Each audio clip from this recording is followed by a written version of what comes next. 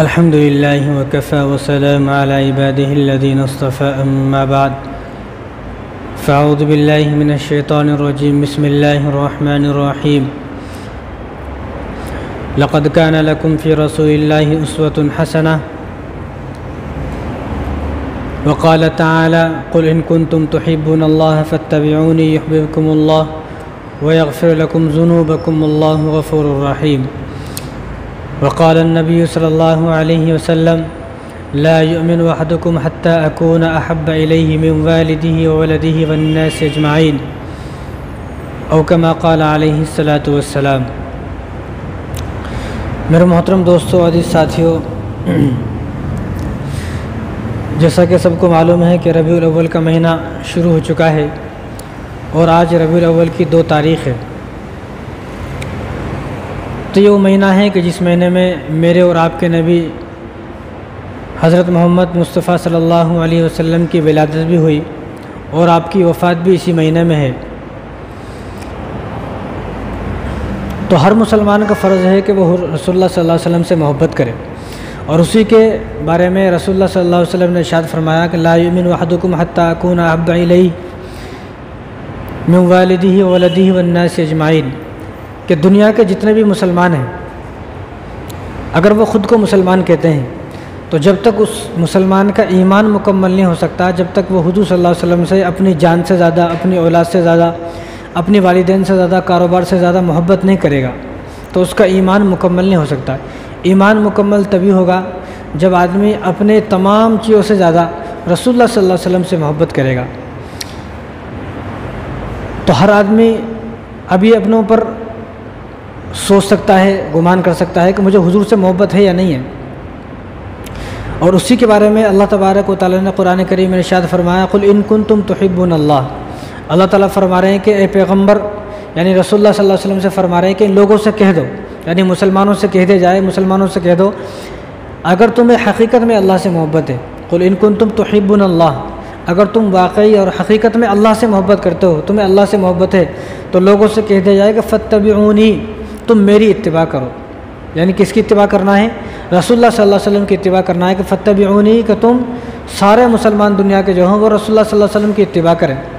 فاتبعونی یحببکم اللہ، جب مسلمان رسول اللہ صلی اللہ علیہ وسلم کی اتباع کریں گے، ان کی اطاعت کریں گے، فرما برداری کریں گے، ان کے بتائے ہوئے راستے پر چلیں گے، یحببکم اللہ، اللہ تبارک و تعالیٰ خود بخود اس آدمی سے محبت کر لیں گے۔ یعنی اللہ کی محبت کے لیے اگر کسی کو اللہ کی محبت حاصل کرنا ہے، اگر کوئی مسلمان یہ چاہتا ہے کہ اللہ مجھ سے محبت کریں، تو اس کے لیے صرف ایک ہی کام ہے کہ فاتبعونی، وہ آدمی کیا کرے؟ وہ آدمی رسول اللہ صلی اللہ علیہ وسلم کی اتباع کرے۔ بس آسان سا راستہ ہے اور آسان کام ہے۔ تو اللہ نے فرمایا کہ فاتبعونی، کہ تم جب حضور صلی اللہ علیہ وسلم کی اتباع کرو گے، یحببکم اللہ، تو اللہ تبارک و تعالیٰ تم سے خود بخود محبت کرنے لگیں گے۔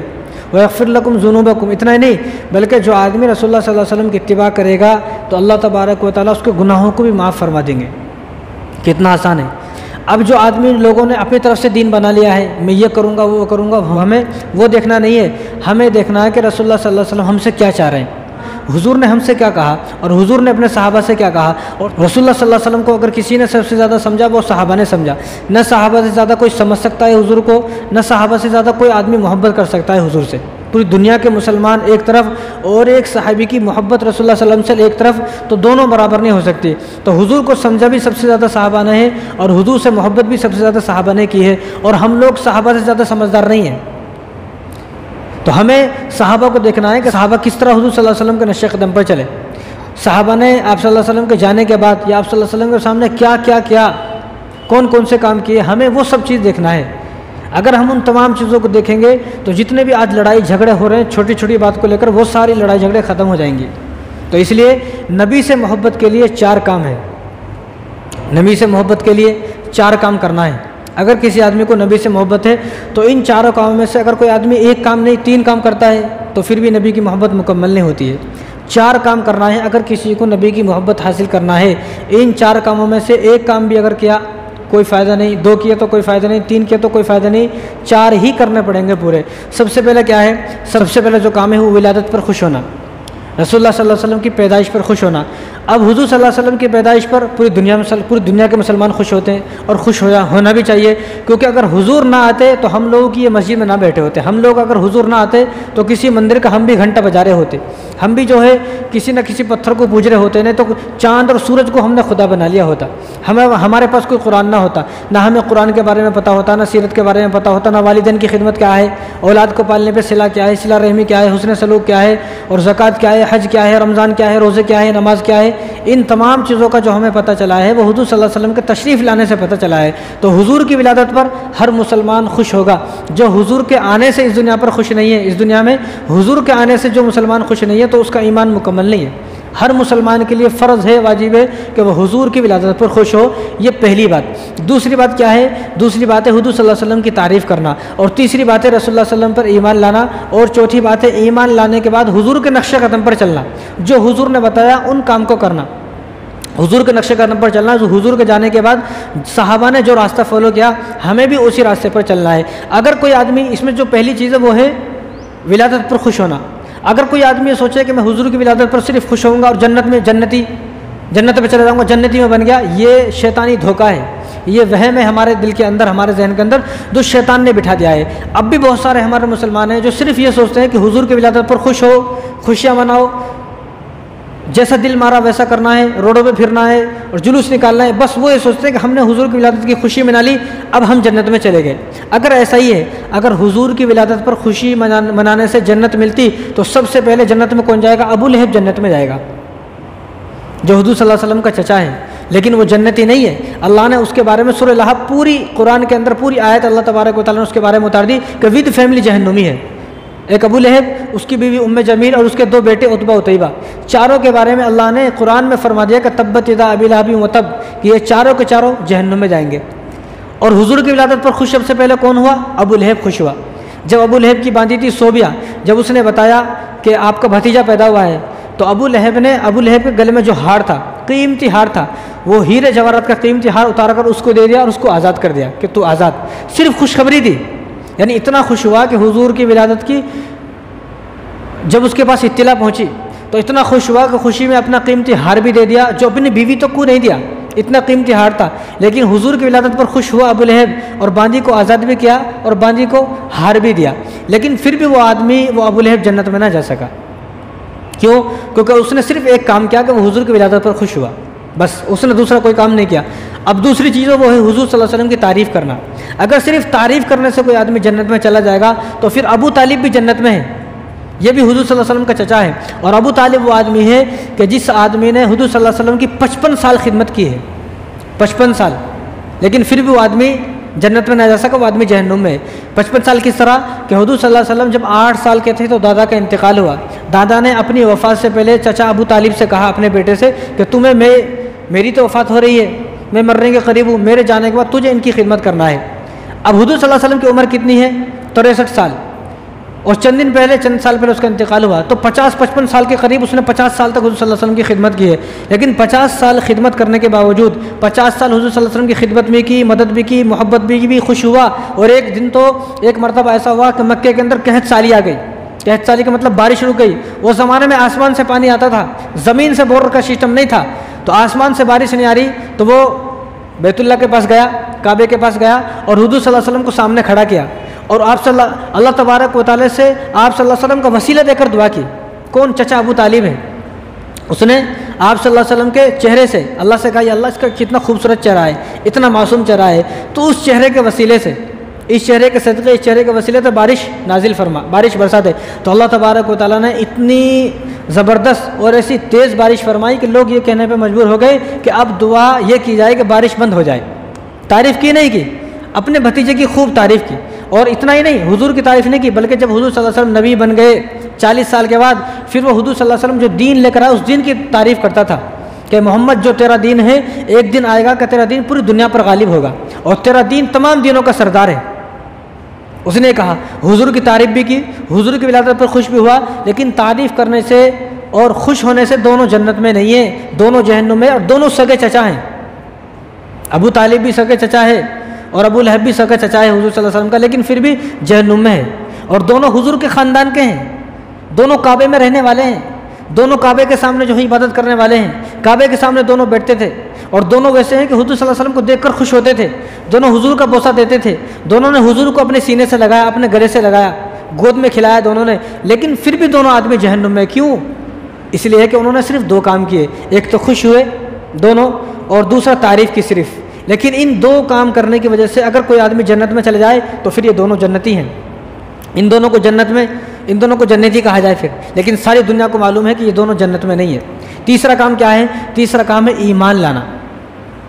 اور تعریف تو حضور صلی اللہ علیہ وسلم کی ہندوؤں نے بھی کی ہے، عیسائیوں نے بھی کی ہے، یہودیوں نے بھی کی ہے، اور ہندوؤں نے ہزاروں شعر پڑھے ہیں حضور صلی اللہ علیہ وسلم کی شان میں، اور ہندوؤں نے کئی کتابیں لکھی ہیں. اور مائیکل ہارٹ جس نے دا 100 ایک کتاب لکھی، دا 100، اس نے 100 دنیا کے بڑے آدمی کی کہانی لکھی، ہسٹری لکھی، دنیا کے 100 بڑے آدمی ہیں جو، اور اس 100 آدمیوں میں سے سب سے پہلے اگر کوئی آدمی ہے تو وہ حضور صلی اللہ علیہ وسلم ہے، حالانکہ وہ یہودی ہے. مائیکل ہارٹ، اس نے جب 100 آدمی پوری دنیا کے لکھے تو سب سے پہلے حضور صلی اللہ علیہ وسلم کا نام آیا. اب اس نے تعریف بھی کی، حضور کی شان میں کتاب لکھی، لیکن پھر بھی آدمی جنت میں جانے والا نہیں ہے. کیوں؟ کیونکہ اس نے تیسرا کام نہیں کیا کہ یہ ایمان نہیں لایا. تیسرا کام کیا ہے؟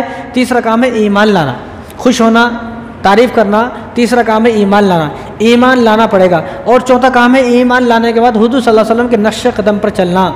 حضور کے نقش قدم پر چلیں گے تو جنت ملے گی، ورنہ یہ 3 کام اگر کسی نے کر لیے، صرف کہ اگر کسی آدمی نے خوش ہوا تو جنت میں نہیں ہے، تعریف کری تو بھی جنت میں نہیں ہے، ایمان لایا، کلمہ پڑھ لیا، اس کے بعد اپنے جو من میں آیا وہ کر رہا، پھر بھی نہیں ہے. ایمان لانے کے بعد عمل کرنا پڑے گا، ورنہ کب وہ بہک جائے گا کیا معلوم. اب بھی اس زمانے میں بہت سارے لوگ ایسے ہیں جنہوں نے لا الہ الا اللہ محمد رسول اللہ پڑھا ہوا ہے. جو پیدا ہوئے تو ان کے کان میں اذان دی گئی، اقامت دی گئی.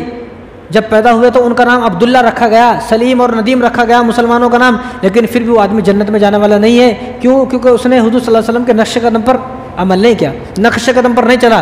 حضور صلی اللہ علیہ وسلم جو راستہ بتا کر گئے ہیں، اور حضور کے جانے کے بعد صحابہ نے جس راستے کو فالو کیا، اس نے اس راستے کو فالو نہیں کیا، پھر بھی وہ آدمی جہنم میں ہے. لیکن اب یہ دیکھیں آپ، ابو طالب جہنم میں ہے، ابو لہب جہنم میں ہے، وہ یہودی جن یہودیوں نے اتنی تعریفیں کی حضور کی، وہ عیسائی، وہ ہندو، وہ بھی جہنم میں. کیوں؟ چوتھا کام کیا ہے؟ وہ عمل کرنا ہے. ایک آدمی ہے جو بالکل کالے کلوٹے ہیں، جن کے ہونٹ بھی لمبے ہیں، ہونٹ بھی موٹے ہیں، بدن پر کپڑا نہیں ہے، غلام ہے، حضور کے خاندان کا نہیں ہے، کعبے میں پیدا نہیں ہوا، نہ کعبے میں اس کی وفات ہوئی، اور حضور صلی اللہ علیہ وسلم کی شان میں نہ اس نے کوئی شعر پڑھے، نہ کوئی کتاب لکھی، نہ قصیدہ پڑھے اس نے، نہ تعریف کی. وہ کون ہے؟ وہ پھر بھی جنت میں ہے. وہ کون ہے؟ وہ حضرت بلال ہے. خاندان کے نہیں ہیں حضور کے، لیکن انہوں نے کیا کام کیا؟ انہوں نے حضور صلی اللہ علیہ وسلم کے بتائے ہوئے راستے پر عمل کیا. انہوں نے حضور کی سیرت کو سینے سے لگایا.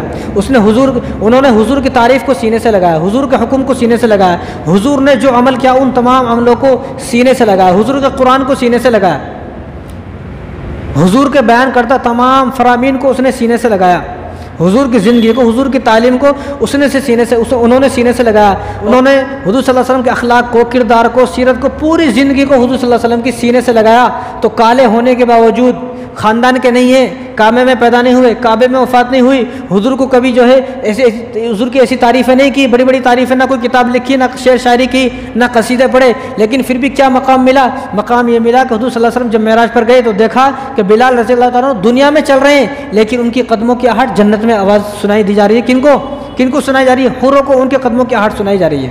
کیوں؟ کیونکہ انہوں نے کیا کام کیا؟ انہوں نے حضور صلی اللہ علیہ وسلم کے لائے ہوئے دین پر عمل کیا. آج ہم اس بات سے محروم ہیں. ہم یہ سوچتے ہیں کہ بس خوشی منا لو بس جنت مل جائے گی. خوشی منانے سے اگر جنت ملتی تو سارے لوگ بھی جنت میں چلے جائیں گے. تو یہ 4 کام کرنا ہے حضور کی محبت کے لیے. تو بلال رضی اللہ تعالیٰ عنہ نے حضور کا ہر حکم مانا. بلال رضی اللہ تعالیٰ عنہ بے نمازی نہیں تھے معاذ اللہ، کہ گناہ کرنے والے نہیں تھے، نافرمان نہیں تھے، بلکہ انہوں نے حضور صلی اللہ علیہ وسلم کے ہر حکم کو اپنے سینے سے لگایا. تو اللہ تبارک و تعالیٰ نے یہ مقام دیا کہ دنیا میں چلنے کے باوجود قدموں کی آہٹ جنت میں سنائی دی جا رہی ہے. تو تعریف کرنے سے، خوشی منانے سے جنت ملتی نہیں ہے. ہمیں حضور صلی اللہ علیہ وسلم کے نقش قدم پر چلنا پڑے گا، جس کو اللہ تبارک و تعالیٰ نے ارشاد فرمایا لقد کان لکم فی رسول اللہ اسوۃ حسنہ، کہ تمہارے لیے زندگی گزارنے کا بہترین نمونہ. اگر تم یہ چاہتے ہو کہ تمہاری زندگی بہترین زندگی بنے تو تم لوگ حضور صلی اللہ علیہ وسلم کے بتائے ہوئے راستے پر چلو. اور حضور صلی اللہ علیہ وسلم کو سب سے زیادہ کس نے مانا، سب سے زیادہ کس نے سمجھا؟ وہ صحابہ نے سمجھا. سب سے زیادہ اتباع کس نے کی؟ وہ صحابہ نے اتباع کی. حضور صلی اللہ علیہ وسلم ایک مرتبہ ممبر پر خطبہ ارشاد فرما رہے تھے، تو تھوڑے صحابی سامنے ٹھہرے ہوئے تھے، کھڑے تھے۔ تو آپ صلی اللہ علیہ وسلم ممبر پر خطبہ جب دے رہے تھے تو خطبے کے درمیان حضور صلی اللہ علیہ وسلم نے فرمایا کہ بیٹھ جاؤ، تمام صحابہ بیٹھ جاؤ۔ تو تمام صحابہ جو کھڑے ہوئے تھے وہ بیٹھ گئے۔ تو ایک صحابی ہیں جن کا نام ہے عبداللہ بن مسعود رضی اللہ تعالیٰ عنہ، وہ آ رہے تھے، وہ ایسا آ رہے تھے، جب وہ آ رہے تھے اور جب حضور نے حکم فرمایا بیٹھ جاؤ تو ان کا ایک پیر جو وہ دروازے کے باہر تھا، ایک پیر دروازے کے اندر تھا، دروازے کے باہر چپلیں تھیں۔ جب حضور کا حکم یہ سنا کہ بیٹھ جاؤ تو وہ چپلوں کے اوپر، جوتے کے اوپر بیٹھ گئے، اندر بھی نہیں آئے۔ تو حضور نے ان کی طرف مخاطب ہوئے، حضور نے فرمایا کہ مسعود تم کیوں بیٹھ گئے، تم یہاں کر بیٹھو۔ اور حضور نے ارشاد فرمایا کہ میں نے ان لوگوں کو بولا ہے جو مسجد میں بیٹھے ہیں، میں نے باہر والوں کو نہیں بولا ہے، آپ تو باہر ہو، میں نے مسجد والوں کو بولا ہے بیٹھ جاؤ، آپ وہاں پر کیوں بیٹھ گئے؟ تو عبداللہ بن مسعود نے کہا کہ رسول اللہ آپ کا حکم ہمارے کانوں میں آئے اور ہم نہ بیٹھیں، یہ کیسے ہو سکتا ہے؟ جب آپ نے فرمایا کہ بیٹھ جاؤ، اب ہمارے لیے ضروری ہے کہ ہم چاہے کہیں کسی کوڑی کچرے پر بھی بیٹھے ہوں، جب آپ کا حکم آگے بیٹھ جاؤ تو ہم لوگوں کو فوراً بیٹھ جانا چاہیے۔ آپ کا حکم میرے کانوں میں پڑا، میں کیسے کھڑا رہتا، میں بیٹھ گیا۔ تو حضور نے حکم فرمایا کہ میں نے آپ کو نہیں بولا، آپ اندر آ جائیں۔ اب کیا مطلب، اس بات سے کیا سمجھ میں آیا کہ انہوں نے ہر موقع پر حضور کا حکم مانا۔ اور جب حضور صلی اللہ علیہ وسلم خطبے سے فارغ ہو گئے، خطبے سے فارغ ہو کر باہر گئے تو دیکھا کہ مسجد نبوی کے برابر میں ایک بکریوں کا ریوڑ تھا، بکریوں کا ایک بہت بڑا باڑا تھا جہاں بکریاں پلتی تھی۔ تو وہاں دیکھا کہ ابو دردہ رضی اللہ تعالیٰ صحابی وہاں بیٹھے ہوئے ہیں۔ تو حضور نے پوچھا آپ یہاں کیوں بیٹھے ہوئے؟ ابو دردہ سے پوچھا آپ یہاں کیوں بیٹھے ہوئے؟ تو انہوں نے فرمایا کہ رسول اللہ آپ نے کہا تھا نا تھوڑی دیر پہلے بیٹھ جاؤ، وہ آواز میں نے بھی سنی ہے، آپ کا حکم آیا اور میں نہ بیٹھوں، یہ کیسے ہو سکتا ہے؟ تو حضور نے ان سے بھی یہ فرمایا کہ میں نے مسجد والوں کو بولا تھا، میں نے آپ کو تو نہیں بولا۔ انہوں نے بھی کہا کہ رسول اللہ آپ کی آواز ہمارے کانوں میں آئے اور آپ کا حکم ہمارے کانوں میں آئے کہ بیٹھ جاؤ، ہم نہ بیٹھیں، یہ کیسے ہو سکتا ہے؟ کہاں بیٹھ گئے؟ بکریوں میں جہاں پیشاب ہے، پاخانہ ہے، بدبو ہے، وہیں پر بیٹھ گئے۔ کیوں؟ کیونکہ حضور صلی اللہ علیہ وسلم کی آواز ان کے کانوں میں آ گئی۔ وہ تھے حضور صلی اللہ علیہ وسلم سے محبت کرنے والے اور حضور صلی اللہ علیہ وسلم کی اتباع کرنے والے۔ ایک مرتبہ بخاری شریف کی روایت ہے، حضرت علی رضی اللہ تعالیٰ عنہ کو حضور صلی اللہ علیہ وسلم نے ایک لباس دیا، وہ لباس ذرا اچھا نہیں تھا، پہننے کو نہیں دیا، بلکہ یہ اس لیے دیا کہ کسی کو دے دیا جائے۔ تو وہ حضرت علی رضی اللہ تعالیٰ نے اس لباس کو خود پہن لیا، پہن کر حضور کے پاس آئے تو حضور صلی اللہ علیہ وسلم فوراً ناراض ہو گئے، آپ کا چہرہ جو ہے وہ بدل گیا اور آپ غصے میں آ گئے۔ تو حضرت علی رضی اللہ تعالیٰ نے محسوس کیا حضور صلی اللہ علیہ وسلم غصے سے ہیں، تو باہر گئے، کرتے کو اس طرح پھاڑ دیا، ٹکڑے ٹکڑے کر کے پھینکے۔ جب حضور صلی اللہ علیہ وسلم کے پاس آئے تو حضور صلی اللہ علیہ وسلم پھر ان کو دیکھ کر مسکرائے۔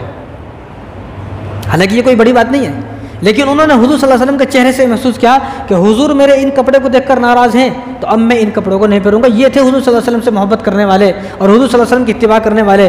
مسلم شریف کی روایت ہے، حضرت عمر رضی اللہ تعالیٰ عنہ ذوالحلیفہ جو حج کرنے گئے، عمرہ کرنے گئے، ان سے پوچھو، ذوالحلیفہ سے ایک مرتبہ جا رہے تھے تو جاتے جاتے اونٹ سے نیچے اترے، سواری سے نیچے اترے اور 2 رکعت نماز پڑھی، پھر چل دیے۔ تو صحابہ جو تھے پاس میں تھے، انہوں نے کہا حضرت امیر المومنین ادھر نماز کیوں؟ ابھی مسجد سے آئے ہیں، سامنے مسجد میں جائیں گے، یہاں ذوالحلیفہ میں نماز کیوں؟ تو فرمایا کہ ایک مرتبہ میں حضور کے ساتھ آیا تھا، تو حضور صلی اللہ علیہ وسلم جب یہاں پہنچے تو پہنچنے کے بعد حضور صلی اللہ علیہ وسلم نے یہاں اترے اور 2 رکعت نماز ادا کری۔ تو حضور کو میں نے یہاں پر نماز ادا کرتے ہوئے دیکھا ہے تو میرا دل بھی یہ چاہا کہ جس طرح حضور صلی اللہ علیہ وسلم نے نماز یہاں پر ادا کی ہے، میں بھی یہاں پر نماز ادا کروں۔ حضرت عمر رضی اللہ تعالیٰ عنہ نے ایک مرتبہ کرتا پہنا ہوا تھا، اپنے بیٹے کو بھیجا عبداللہ کو، کہا گھر سے کینچی لے کر آؤ۔ تو گھر سے کینچی لے کر آئے تو ایک آستین کو ایسا باہر کیا، ہاتھ اندر کیا اور آستین کو کہا اس کو کاٹ دو۔ تو عبداللہ نے کہا بیٹے نے، ابا جان یہ کیا ہوا، آپ آستین کو کاٹ رہے ہیں، یہ کیا ہوا؟ کہا کہ میرا حکم ہے کاٹو۔ تو آستین باہر نکالی، ہاتھ اندر کیا، آستین کو کاٹ دیا۔ ابھی آستین چھوٹی ہو گئی، یہ بڑی ہے۔ تو عبداللہ ادھر آئے، عبداللہ نے کہا کہ یہ آستین بھی باہر نکالو۔ کہا کہ نہیں۔ کہا کہ ابا یہ کیا بات ہے، ایک آستین چھوٹی ایک آستین بڑی ہے، یا تو دونوں آستین کو کٹواؤ، برابر کرو۔ تو فرمایا کہ ایسا نہیں ہے، ایک مرتبہ میں نے حضور کو دیکھا تھا کہ حضور صلی اللہ علیہ وسلم نے ایک اس طرح کرتا پہنا ہوا تھا، یعنی حضور صلی اللہ علیہ وسلم کے پاس ایک مرتبہ ایسا کرتا آیا جس کی ایک آستین چھوٹی ایک آستین بڑی تھی، تو حضور نے اس کرتے کو پہنا، تو میرا بھی یہ دل چاہا کہ میں بھی زندگی میں ایک مرتبہ ایسا کرتا پہنوں جس کی ایک آستین چھوٹی ایک آستین بڑی ہو۔ یہ حضور صلی اللہ علیہ وسلم سے محبت کرنے والے تھے، یہ حضور صلی اللہ علیہ وسلم کی اتباع کرنے والے تھے۔ لیکن ایک ہم لوگ ہیں، ہم نے حضور صلی اللہ علیہ وسلم کو ولادت کو تماشا بنا کر رکھ دیا ہے، ہمیں صرف حضور صلی اللہ علیہ وسلم کی میلاد کی خوشی منانا ہے۔ اب حضور نے کیا فرمایا ہمیں اس بات سے کوئی مطلب نہیں ہے۔ اور وہ صحابہ کیسے تھے؟ حضرت عثمان رضی اللہ تعالیٰ عنہ ایک مرتبہ نماز پڑھانے آئے، لوگ بالکل نماز پڑھنے کے لیے تیار تھے، تو لوگوں کو بٹھا دیا، دروازے میں بیٹھے اور گھر سے کہا کہ میرے لیے جو بکری کا گوشت بن رہا، بکری کا گوشت لے کر آؤ۔ بکری کا گوشت لے کر ان کے خادم اور بکری کے گوشت کو کھایا اور کل کی آ کر نماز پڑھا دی۔ صحابہ کو یہ بات سمجھ میں نہیں آئی کیا بات ہے، نماز پڑھانے آ رہے تھے۔ تو فرمایا کہ ایک مرتبہ میں نے حضور صلی اللہ علیہ وسلم کو اسی طرح کرتے ہوئے دیکھا ہے، تو میں نے چاہا کہ میں بھی حضور صلی اللہ علیہ وسلم کی طرز پر اسی طرح کروں، اور آپ نے فرمایا کہ آپ صلی اللہ علیہ وسلم نے وہ گوشت کھانے کے بعد صرف کلی کی، وضو نہیں کیا، تو میں نے بھی معلوم یہ ہوا کہ اس واقعے سے معلوم ہوا کہ گوشت کھانے کے بعد وضو کرنا ضروری نہیں ہے۔ بعض لوگ یہ سوچتے ہیں گوشت کھا لیتا وضو ٹوٹ جاتا، یہ بات وہ آدمی بولتا ہے جس کو نواقض وضو یاد نہیں ہے۔ نواقض وضو 8 ہیں، وہ یاد کریں، وہ یاد اگر ہوں گی تو اس بات پر کبھی اعتراض نہیں ہوگا۔ اب کسی کو نواقض وضو یاد نہیں ہے، اب میرے پاس اتنا وقت نہیں ہو بتاؤں، تو آپ نے صرف کلی کی، وضو نے کیا، آ کر نماز پڑھائی، فرمایا کہ اسی طرح حضور نے کیا، تو میں نے بھی اسی طرح کیا۔ ایک مرتبہ حضرت علی رضی اللہ تعالیٰ عنہ، ابو داؤد شریف کی روایت ہے، وہ گھوڑے پر چڑھ رہے تھے، تو گھوڑے پر ایک پاؤں رکاب میں رکھا، دوسرا پاؤں رکھنے والے تھے، زور سے ہنسے، مسکرائے اور پھر بیٹھ کے چل دیے۔ صحابہ نے پوچھا یا امیر المؤمنین یہ کیا ہے، حضرت علی سے پوچھا، تو حضرت علی نے فرمایا کہ ایک مرتبہ حضور صلی اللہ علیہ وسلم بھی اسی طرح گھوڑے پر بیٹھ رہے تھے، آپ مسکرائے، بس مجھے وہ بات یاد آ گئی، اب میں نے سوچا جس طرح حضور صلی اللہ علیہ وسلم جیسے مسکرائے تھے مجھے بھی ایسے مسکرانا ہے۔ اور حضرت عبداللہ بن عمر رضی اللہ تعالیٰ عنہ ایک مرتبہ ایک راستے سے جا رہے تھے، تو وہ اپنی سواری سے اترے اور جس طرح پاخانہ کرنے کے لیے قضاء حاجت کے لیے بیٹھ گئے، اور کچھ کیا نہیں، خالی بیٹھے اور اٹھ کے چل دیے۔ صحابہ نے پوچھا یہ کیا بات ہے، یہ کیا بات ہے، تو فرمایا کہ ایک مرتبہ میں حضور صلی اللہ علیہ وسلم کے ساتھ جا رہا تھا، تو حضور صلی اللہ علیہ وسلم نے اس جگہ پر پاخانہ پیشاب کیا تھا، تو میں اس جگہ سے جا رہا ہوں، میرے کو پیشاب پاخانہ نہیں آ رہا ہے، لیکن حضور صلی اللہ علیہ وسلم کی سنت میں حضور یہاں بیٹھے تھے، میں بھی خالی بیٹھ کے برکت حاصل کرنے کے لیے بیٹھا وہاں پر، پھر چل دیے۔ یہ حضور صلی اللہ علیہ وسلم سے محبت کرنے والے تھے، اور ہم نے کبھی سوچا نہیں جو حضور نے کیا میں بھی وہ کام کروں، ہم نے کبھی نہیں سوچا۔ ایک حبشے کے صحابی تھے، حبشی، اور حبشی صحابی کیسے ہوتے ہیں، جیسے کہ آج جو افریقہ کے لوگ ہیں ان کے بال ذرا گھنگرائلے بال رہتے ہیں، ان کے بال ایسے ہوتے ہیں کتنا بھی کنگھا کرو تو مانگ نکل نہیں سکتی ہے، مانگ نہیں نکل سکتی، ایسے بال ہوتے ہیں۔ تو ایک مرتبہ وہ ان کو غصہ آیا، اور ایک جگہ جو ہے وہ آگ جل رہی تھی تندور میں، تو تندور میں سے جو روٹی نکالنے کی سلاخیں ہوتی ہیں لمبی لمبی، انہوں نے وہ سلاخ لی اور اپنے یہاں پر ایسا سر پر کر لی، سر پر لگا لیا، اور پورا سر جل گیا اور بیچ میں ایک لکیر ہو گئی۔ اب وہ ہنس رہے ہیں، تکلیف ہو رہی ہے لیکن ہنس رہے ہیں، اور صحابی پریشان ہے، یہ کیا ہوا، آپ نے جو ہے وہ تندور سے سلاخیں نکالی اور سر کو لگا لی ہے۔ تو فرمایا کہ ایک مرتبہ جب میں پہلے حضور صلی اللہ علیہ وسلم سے ملاقات کرنے کے لیے آیا تھا، تو میں نے دیکھا کہ حضور صلی اللہ علیہ وسلم نے بیچ کی مانگ نکالی ہوئی تھی۔ کون سی مانگ؟ بیچ کی مانگ نکالی ہوئی تھی، آپ صلی اللہ علیہ وسلم کے ادھر بال تھے، ادھر بال تھے، بیچ میں لکیر تھی۔ تو میں کب سے یہ سوچ رہا ہوں کہ میری بیچ کی مانگ نکالوں، لیکن میری بیچ کی مانگ نکلتے نہیں، کیوں؟ کیونکہ میرے بال ذرا گھنگرائلے ہیں، کیونکہ افریقہ کے لوگوں کے بال کیسے ہوتے ہیں، آپ نے بھی دیکھا ہوگا، جو کالے لوگ ہوتے ہیں ان کے بال، تو وہ پریشان تھے، انہوں نے کہا کہ ایسے نکلے گی نہیں، آج تو مجھے حضور صلی اللہ علیہ وسلم کی طرح ہی اپنی مانگ نکالنا، تو کیا کرنا ہے، انہوں نے جلتی ہوئی تندور میں سے لوہے کی سلاخ نکالی اور اپنے سر کو لگا لی۔ تو لوگوں نے کہا کہ آپ کو تکلیف ہو رہی ہے آپ کو، انہوں نے کہا کہ اب مجھے کوئی تکلیف نہیں ہے، جب میرا سر حضور کے سر کا جیسا بن گیا ہے میری ساری تکلیفیں ختم ہو جائیں گی۔ یہ وہ تھے حضور صلی اللہ علیہ وسلم سے محبت کرنے والے، حضور کی سیرت سے محبت کرنے والے۔ ایک ہم لوگ ہیں خالی ہم لوگوں نے حضور صلی اللہ علیہ وسلم کے اس مہینے کو تماشا بنا کر رکھ دیا ہے، ہمیں اس بات سے کوئی مطلب نہیں ہے حضور صلی اللہ علیہ وسلم کیوں آئے، کیا لے کر آئے، آنے کا مقصد کیا تھا، ہم نے حضور صلی اللہ علیہ وسلم کے مقصد کو بھلا دیا ہے۔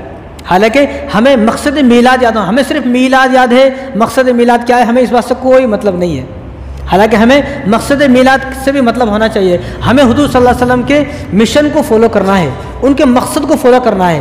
اب ہم کیا ہے، میلاد منا لی ایک دن، بس 12 مہینے چھٹی بھائی، اب کیا کرنے کی ضرورت ہے، اپنے آپ کو ہر آدمی جنتی سمجھ رہا ہے۔ پھر یہ جو اتنے صحابہ شہید ہو گئے یہ کیوں ہو گئے، پھر یہ مسجدیں کیوں ہیں، پھر یہ نمازیں ہیں، زکوٰۃ ہے، روزہ ہے، حج ہے، اور پوری زندگی کا جو گزارنے کا طریقہ حضور صلی اللہ علیہ وسلم نے بتایا، پھر وہ کیوں ہے۔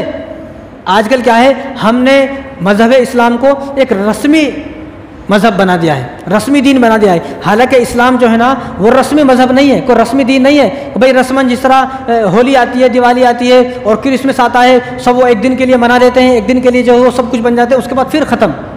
ہمیں حضور کی سیرت سے کوئی لینا دینا نہیں ہے، تعلیمات سے کوئی لینا دینا نہیں ہے۔ جیسے کہ اب عیسائی ہیں، اب یہ حضرت عیسیٰ علیہ السلام کو فالو کرنے والے ہیں، ان کسی عیسائی سے حضرت عیسیٰ علیہ السلام کی پوری زندگی پوچھی جائے تو اس کو نہیں معلوم، کیوں؟ کیونکہ انہوں نے حضرت عیسیٰ علیہ السلام کی تعلیمات کو بھلا دیا، صرف ایک دن جو کرسمس ہے، کرسمس 25 دسمبر ہے وہ پکڑ لیا، اب وہ 25 دسمبر کو کرسمس کے نام پر سب جمع ہوتے ہیں، اب وہ عیاشی کرتے ہیں، کتنے عیاشی ہو رہی ہے آپ سب کو معلوم ہے، وہ سب عیاشی کرتے ہیں، بات ختم، بس اتنا ہی کرنا ہے، بھلا دیے، ان کی تعلیمات کو بھلا دیے۔ ان کو پتہ ہے اگر ہم نے سیرت کو اپنا لیا، حضرت عیسیٰ علیہ السلام کی سیرت کو اگر ہم نے اپنا لیا تو جو ہم 25 دسمبر کے دن خرافات کر رہے ہیں ان تمام خرافات کو چھوڑنا پڑے گا۔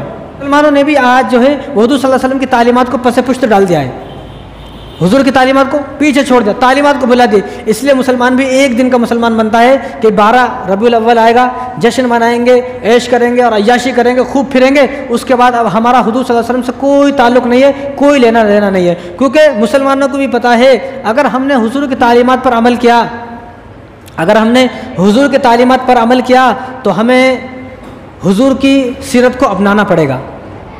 اس لیے حضور کی تعلیمات پر عمل کرنا نہیں ہے، حضور کی تعلیمات پر عمل کیا تو سیرت کو اپنانا پڑے گا۔ سیرت اگر اپنا لی تو ہمیں نماز پڑھنا پڑے گا، قرآن پڑھنا پڑے گا، روزے رکھنے پڑیں گے، زکوٰۃ دینا پڑے گی، حج کرنا پڑے گا، اور جو ہے ہمیں گناہوں سے بچنا پڑے گا، داڑھی رکھنا پڑے گی، شراب چھوڑنا پڑے گا، اور شراب چھوڑنی پڑے گی، نشہ چھوڑنا پڑے گا، اور حرام خوری جو اتنی ہو رہی ہے وہ چھوڑنا پڑے گا، سود کا جو کاروبار ہے وہ چھوڑنا پڑے گا، مسجد کو آباد کرنا پڑے گا، دن میں 5 وقت جانا پڑے گا اگر ہم نے حضور صلی اللہ علیہ وسلم کی سیرت کو اپنا لیا۔ یہ گانے جو میں سن رہا ہوں، یہ گانے سننا چھوڑنا پڑے گا، فلمیں دیکھنا چھوڑنا پڑے گا، سنیما ہال کو جو آئے جو میں جا رہا ہوں وہ چھوڑنا پڑے گا، اور عیاشی جو دنیا بھر کی میرے اندر بھری ہوئی ہے یہ ساری عیاشی مجھے چھوڑنی پڑیں گی۔ پھر میں جہیز نہیں مانگ سکتا بیٹے کی شادی میں، پھر مجھے ساری برائیاں چھوڑنی پڑیں گی۔ اس لیے مسلمانوں نے بھی حضور صلی اللہ علیہ وسلم کی تعلیمات کو پسے پشت ڈال دیا، بس ایک دن کو لے لیا، ایک دن آئے گا اس دن جو ہے ہو ہا کریں گے اور جو ہے جلوس نکالیں گے اور خوشیاں منائیں گے، بس پھر ختم۔ حضور صلی اللہ علیہ وسلم کی تعلیمات سے آج کل مسلمانوں کو کوئی لینا دینا نہیں ہے، حالانکہ حضور صلی اللہ علیہ وسلم کی تعلیمات سے ہی ہمیں سبق حاصل کرنا ہے، اور جو سبق ملے گا وہ حضور صلی اللہ علیہ وسلم کی تعلیمات سے ہمیں سبق ملے گا۔ اس لیے حضور صلی اللہ علیہ وسلم کی تعلیمات کو حضرت بلال نے اپنایا تو حضرت بلال کو آگ پر لٹا دیا گیا، حضرت عمار نے اپنایا، حضرت عمار کے ٹکڑے ٹکڑے کر دیے گئے، حضرت سمیہ نے حضور صلی اللہ علیہ وسلم کی سیرت کو اپنایا تو بیچ میں سے چیر دیا گیا، حضرت زنیرہ رضی اللہ تعالیٰ عنہ نے حضور صلی اللہ علیہ وسلم کی سیرت کو اپنایا تو زنیرہ کی آنکھیں دونوں نکال دی ابو جہل نے، حضرت حمزہ نے حضور صلی اللہ علیہ وسلم کی سیرت کو اپنایا تو حضرت حمزہ رضی اللہ تعالیٰ عنہ کے 14 ٹکڑے کر دیے گئے، ان کے کان کاٹ دیے گئے، کلیجہ نکال کے ہندا نے چبایا۔ اب مسلمانوں کو بھی معلوم ہے اگر ہم حضور صلی اللہ علیہ وسلم کی تعلیمات کو اپنائیں گے تو ہمیں تو یہ جو برائیاں ہیں ہمارے اندر بھری ہوئی ہیں ان تمام برائیوں کو چھوڑنا پڑے گا۔ تو ہمیں کیا کرنا ہے، صحابہ کی طرح، جس طرح صحابہ نے حضور صلی اللہ علیہ وسلم کے جانے کے بعد سیرت کو اپنایا تو ہمیں بھی اس طرح حضور صلی اللہ علیہ وسلم کی سیرت کو اپنانا ہے۔ حضور کی سیرت کو انہوں نے اپنایا، اپنی جانیں لٹائی تو اللہ تبارک و تعالیٰ نے ان کے بارے میں فرمایا رضی اللہ تعالیٰ۔ صحابہ کیسے تھے؟ سارے صحابہ نبی کے جیسے لگتے تھے، جب کوئی نیا آدمی آتا تھا تو اس کو پتہ نہیں چلتا تھا صحابی کون ہے، حضور کون ہے، اس کو بتانا پڑتا تھا۔ اسی لیے جتنے بھی جو نئے مسلمان ہوتے تھے وہ اکثر ایسا ہوتا تھا کہ وہ حضرت ابوبکر صدیق رضی اللہ تعالیٰ عنہ کو حضور سمجھتے تھے، اکثر ایسا ہوتا تھا۔ کیوں؟ کیونکہ سارے صحابہ کیسے لگتے تھے؟ نبی کے جیسے لگتے تھے، سارے صحابہ نے نبی کی سیرت کو اپنایا۔ اور ہم کیسے لگتے بتانے کی ضرورت نہیں ہے، ہمارا کیا حال ہے، نہ ہمارا لباس حضور کے مطابق ہے، سنتی ہے، نہ ہمارا چہرہ سنت کے مطابق ہے، نہ ہمارا چلنا اٹھنا بیٹھنا شادی، ہماری پوری زندگی غیروں کے طریقے پر ہے، اور پھر ہم لوگ بھی شکایت کر رہے ہیں کہ ہم لوگوں پر یہ ظلم کیوں ہو رہے ہیں، یہ عذابات کیوں آ رہے ہیں۔ ہمیں جو ہے اپنے آپ کو جس طرح صحابہ نے اپنے کو ڈھالا حضور کی طرز پر، سارے صحابہ حضور کے جیسے لگتے تھے، تو ہمیں بھی اپنے آپ کو حضور کے جیسا بنانا ہے۔ مہینہ ربیع الاول کا مہینہ ہے تو اس مہینے میں ہمیں اور آپ کو 10 کام کرنے ہیں۔ کتنے کام؟ آپ سب کو 10 کام کرنے ہیں، اور یہ 10 کام آپ کو ہی نہیں بلکہ آپ اپنے گھر میں بھی ان 10 کاموں کو بتائیں، اور اپنے محلے میں، اپنی بستی میں، اپنے رشتہ داروں میں ان 10 کاموں کو بتائیں کہ ربیع الاول کے مہینے میں ہمیں 10 کام کرنا ہے۔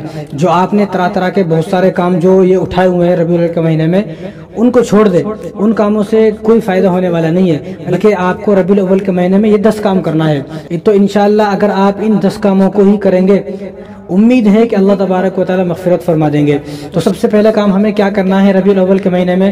سب سے پہلا کام ہمیں یہ کرنا ہے کہ ہمیں ربیع الاول کے مہینے میں بدلنا ہے کہ ہمارے نبی کا مہینہ آ گیا، کہ وہ مہینہ آ گیا جس مہینے میں میرے نبی پیدا ہوئے، وہ مہینہ آ گیا کہ جس مہینے میں میرے نبی کی وفات ہوئی۔ تو لہٰذا جب یہ مہینہ آ گیا ہے تو مجھے اس مہینے سے خود کو بدلنا ہے، اپنے آپ کو بدل دینا ہے۔ جیسا میں پچھلے ربیع الاول میں تھا، اس ربیع الاول سے میں ایسا نہیں رہوں گا، اس ربیع الاول سے میں اپنا آپ کو بدل دوں گا کہ میرے لیے کتنی خوشی کی بات ہے، میرے نبی کا مہینہ ہے، یہ مہینہ میرے نبی کا مہینہ ہے۔ تو جو مہینہ میرے نبی کا مہینہ ہے، تو جو مہینہ میرے نبی کا ہے اس مہینے میں نہ بدلوں، اس مہینے میں میں پہلے جیسا بددین رہوں، پہلے جیسا بدکار رہوں، پہلے جیسا گنہگار رہوں، یہ کیسا ہو سکتا ہے؟ میرا نبی کا مہینہ ہے تو ہمیں اس مہینے سے کیا کرنا ہے؟ اس مہینے سے ہمیں اپنے آپ کو بدلنا ہے، ہمیں خود کو بدلنا ہے۔ اس مہینے سے ہے یا اللہ جیسا میں پچھلے سال ربیع الاول کے مہینے میں تھا، اس سال میں ویسا نہیں رہوں گا، اس ربیع الاول سے میں نے اپنے آپ کو بدل دیا ہے، اس ربیع الاول سے میں نیک بن گیا، سچا مسلمان بن گیا، متقی بن گیا، پرہیزگار بن گیا، اللہ سے ڈرنے والا بن گیا، اور رسول اللہ صلی اللہ علیہ وسلم کی سیرت کو اپنانے والا بن گیا۔ گیا، رسول اللہ صلی اللہ علیہ وسلم کے اخلاق کو اپنانے والا بن گیا، رسول اللہ صلی اللہ علیہ وسلم کے کردار کو اپنانے والا بن گیا، رسول اللہ صلی اللہ علیہ وسلم کی گفتار کو اپنانے والا بن گیا۔ یا اللہ میں اس مہینے سے بدل گیا، یہ میرے نبی کا مہینہ ہے، میں اس مہینے سے بدل گیا، اپنے آپ کو اس مہینے سے چینج کر دینا ہے، کیونکہ مجھے اب تک میں نام کا عاشق رسول تھا، اب میں کام کا عاشق رسول بنوں گا۔ میں جس طرح پچھلے سال 2023 کے ربیع الاول میں نام کا عاشق تھا، اب اس سال 2024 کے ربیع الاول میں مجھے نام کا عاشق رسول نہیں بننا ہے، مجھے کام کا عاشق رسول بننا ہے۔ تو آپ سب کو اس ربیع الاول سے خود کو بدلنا ہے، عہد کرتے نا، یہ عہد کر لے کہ خود کو بدلنا ہے اور سچا عاشق رسول بننا ہے۔ کتنے دن ہو گئے، زندگی کے 50 سال گزر گئے، 60 سال گزر گئے، 70 سال گزر گئے، ہر سال یہ ربیع الاول کا مہینہ آتا ہے، لیکن ہمارے اندر کوئی بدلاؤ نہیں آ رہا۔ کیوں بدلاؤ نہیں آ رہا؟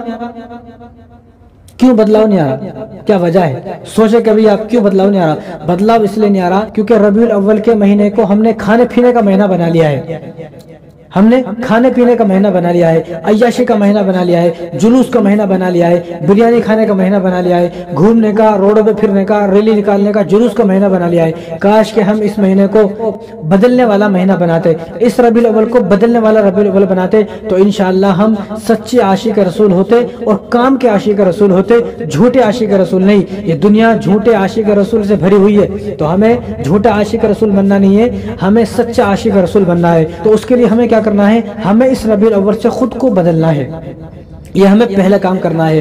دوسرا کام جو ہمیں اس مہینے میں کرنا ہے وہ یہ کہ اس ربیع الاول سے میں نمازی بن گیا، اس ربیع الاول سے مجھے نمازی بننا ہے، پکا نمازی بننا ہے، 5 وقت کا نمازی بننا ہے، سچا نمازی بننا ہے۔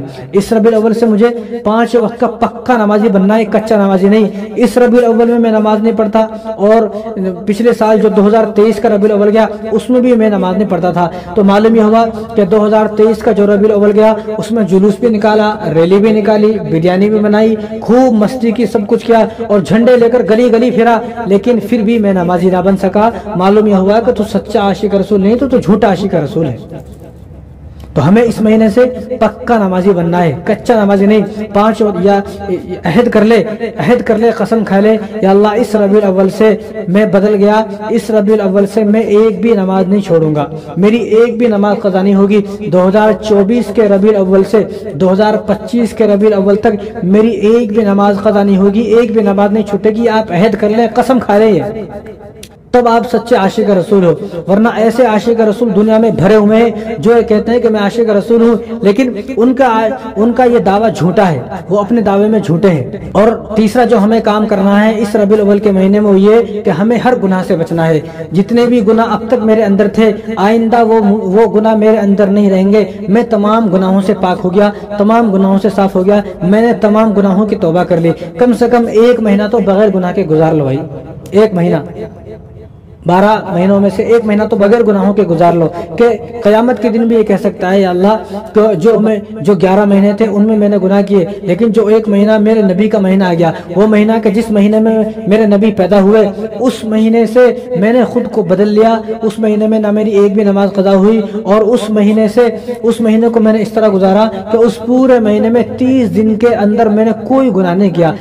کم سے کم اپنی پوری زندگی میں ایک ربیع الاول کا پورا مہینہ تو ایسا گزارو کہ جس ربیع الاول کے پورے مہینے میں آپ نے کوئی گناہ نہیں کیا، کوئی جھوٹ نہیں بولا، تکبر نہیں کیا، حسد نہیں کیا، آپ کی ایک بھی نماز قضا نہیں ہوئی۔ کم سے کم 60 سال 70 سال کی زندگی میں 1 مہینہ تو ایسا گزارو، 1 مہینہ، زیادہ نہیں، کم سے کم 1 مہینہ تو ایسا گزارو کہ ربیع الاول کا میرے نبی کا پاک مہینہ، میرے نبی کا برکت والا مہینہ، بابرکت مہینہ، ایسا خوبصورت مہینہ اور ایسا بہترین مہینہ یہ شروع ہو گیا ہے، برکت والا رحمت والا مہینہ شروع ہو گیا ہے۔ اس ربیع الاول میں ایک بھی گناہ نہیں کروں گا، ایک بھی نماز میری قضا نہیں ہوگی۔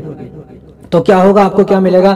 رسول اللہ صلی اللہ علیہ وسلم آپ سے خوش ہوں گے، رسول اللہ صلی اللہ علیہ وسلم آپ کی شفاعت کریں گے، آپ کی سفارش کریں گے، آپ کا ہاتھ پکڑ کر آپ کو جنت میں لے کے جائیں گے، اگر آپ نے اس ربیع الاول کو اس طرح گزارا جس طرح یہ باتیں ہو رہی ہیں، جس طرح میں نے اب بتایا ہے۔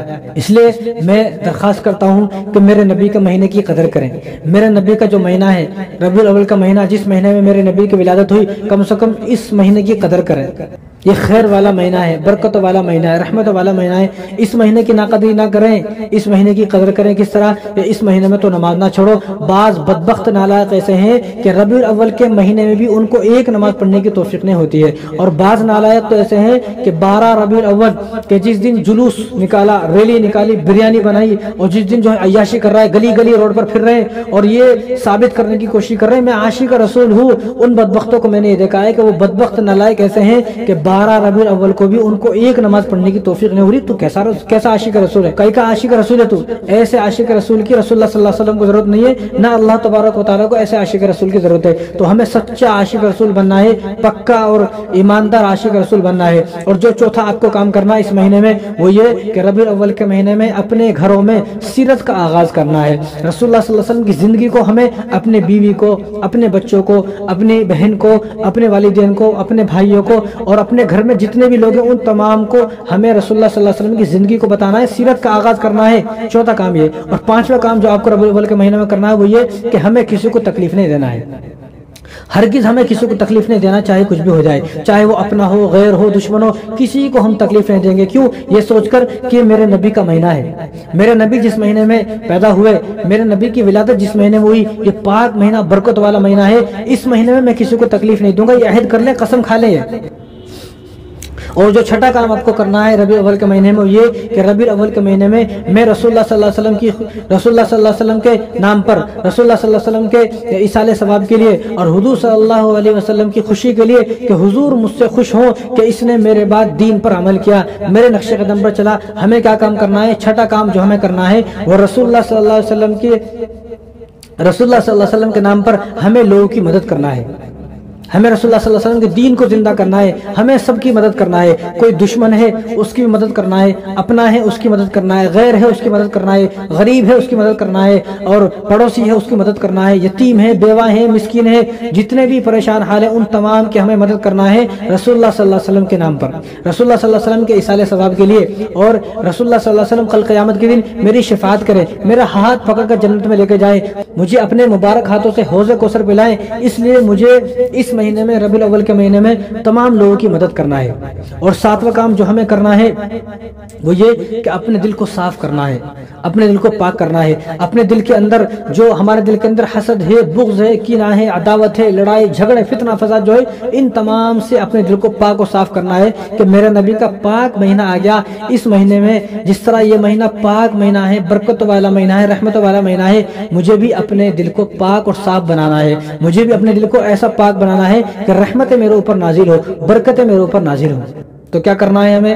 ساتواں کام اپنے دل کو پاک اور صاف کرنا ہے، تکبر سے صاف کرنا ہے، ہر چیز سے جتنی بھی برائیاں ہیں ان تمام برائیوں سے ہمیں اپنے دل کو صاف کرنا ہے۔ اور نمبر 8 جو ہمیں اس مہینے میں کرنا ہے وہ یہ 8واں کام یہ کرنا ہے کہ ہمیں توبہ کرنا ہے، ہر گناہ سے اللہ تبارک و تعالیٰ کے سامنے توبہ کرنا ہے، چاہے کچھ بھی ہو جائے۔ ہم کوئی گناہ اس مہینے میں نہیں کریں گے، ہر گناہ سے ہم سب کو توبہ کرنا ہے کہ ہم یہ مہینہ آ گیا، اب اس مہینے سے ہم عہد کرتے ہیں، آئندہ کے لیے عزم کرتے ہیں، توبہ کرتے ہیں، رو رو کر توبہ کریں، آئندہ کے لیے عزم کریں کہ آئندہ اب میں کوئی گناہ نہیں کروں گا، آئندہ اب میں کوئی ایسی شرارت نہیں کروں گا، کوئی برائی نہیں کروں گا، کوئی بھی ہر گناہ سے توبہ کریں، ہر گناہ سے کہ اب میں یا اللہ بہت گناہ ہو گئے، اب میں کوئی آئندہ گناہ نہیں کروں گا۔ یہ آپ کو ضروری ربیع الاول کے مہینے میں کام کرنا ہے۔ اور نمبر 9 جو آپ کو کام کرنا ہے، 9واں کام آپ کو یہ کرنا ہے کہ ہمیں اپنی مسجدوں کو آباد کرنا ہے۔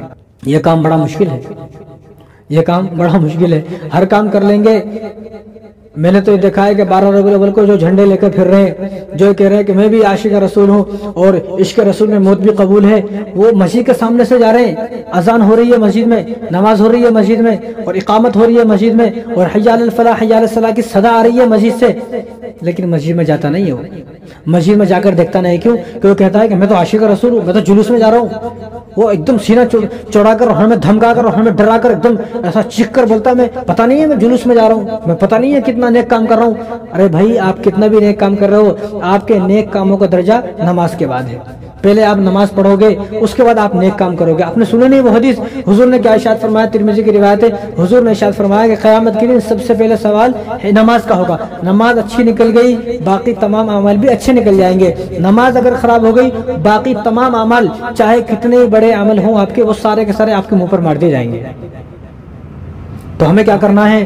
9واں کام، ہمیں اپنی مسجدوں کو آباد کرنا ہے۔ یہ ذرا مشکل ہے کام، یہ بہت مشکل ہے کام، لیکن انشاءاللہ عہد کر لیں کہ ہمیں کرنا ہے۔ اس ربیع الاول کے مہینے میں ہمیں اپنی مسجد کو آباد کرنا ہے۔ اور نمبر 10 جو آپ کو کام کرنا ہے، یہ بڑا مشکل ہے، یہ نہ بتائے تو بھی چلتا، ورنہ یہ بات بتانے سے تو اس زمانے میں ڈر لگتا ہے، کہیں ایسا نہ ہو کہ یہ بات بتا دی اور اس جمعے کو یہ بات بتائی، اگلے جمعے تک پتہ نہیں میں زندہ رہوں گا بھی نہیں رہوں گا یہ بات بتانے کے بعد۔ 10واں کام جو ہمیں کرنا ہے، کم سے کم ربیع الاول کے مہینے میں ہمیں اپنی داڑھی پر استرا نہیں پھرانا ہے۔ جو کتنے لوگ یہاں پر بیٹھے ہوئے ہیں، کتنے لوگ، آپ خود سوچیں کیا حضور کے چہرے پر داڑھی تھی یا نہیں تھی؟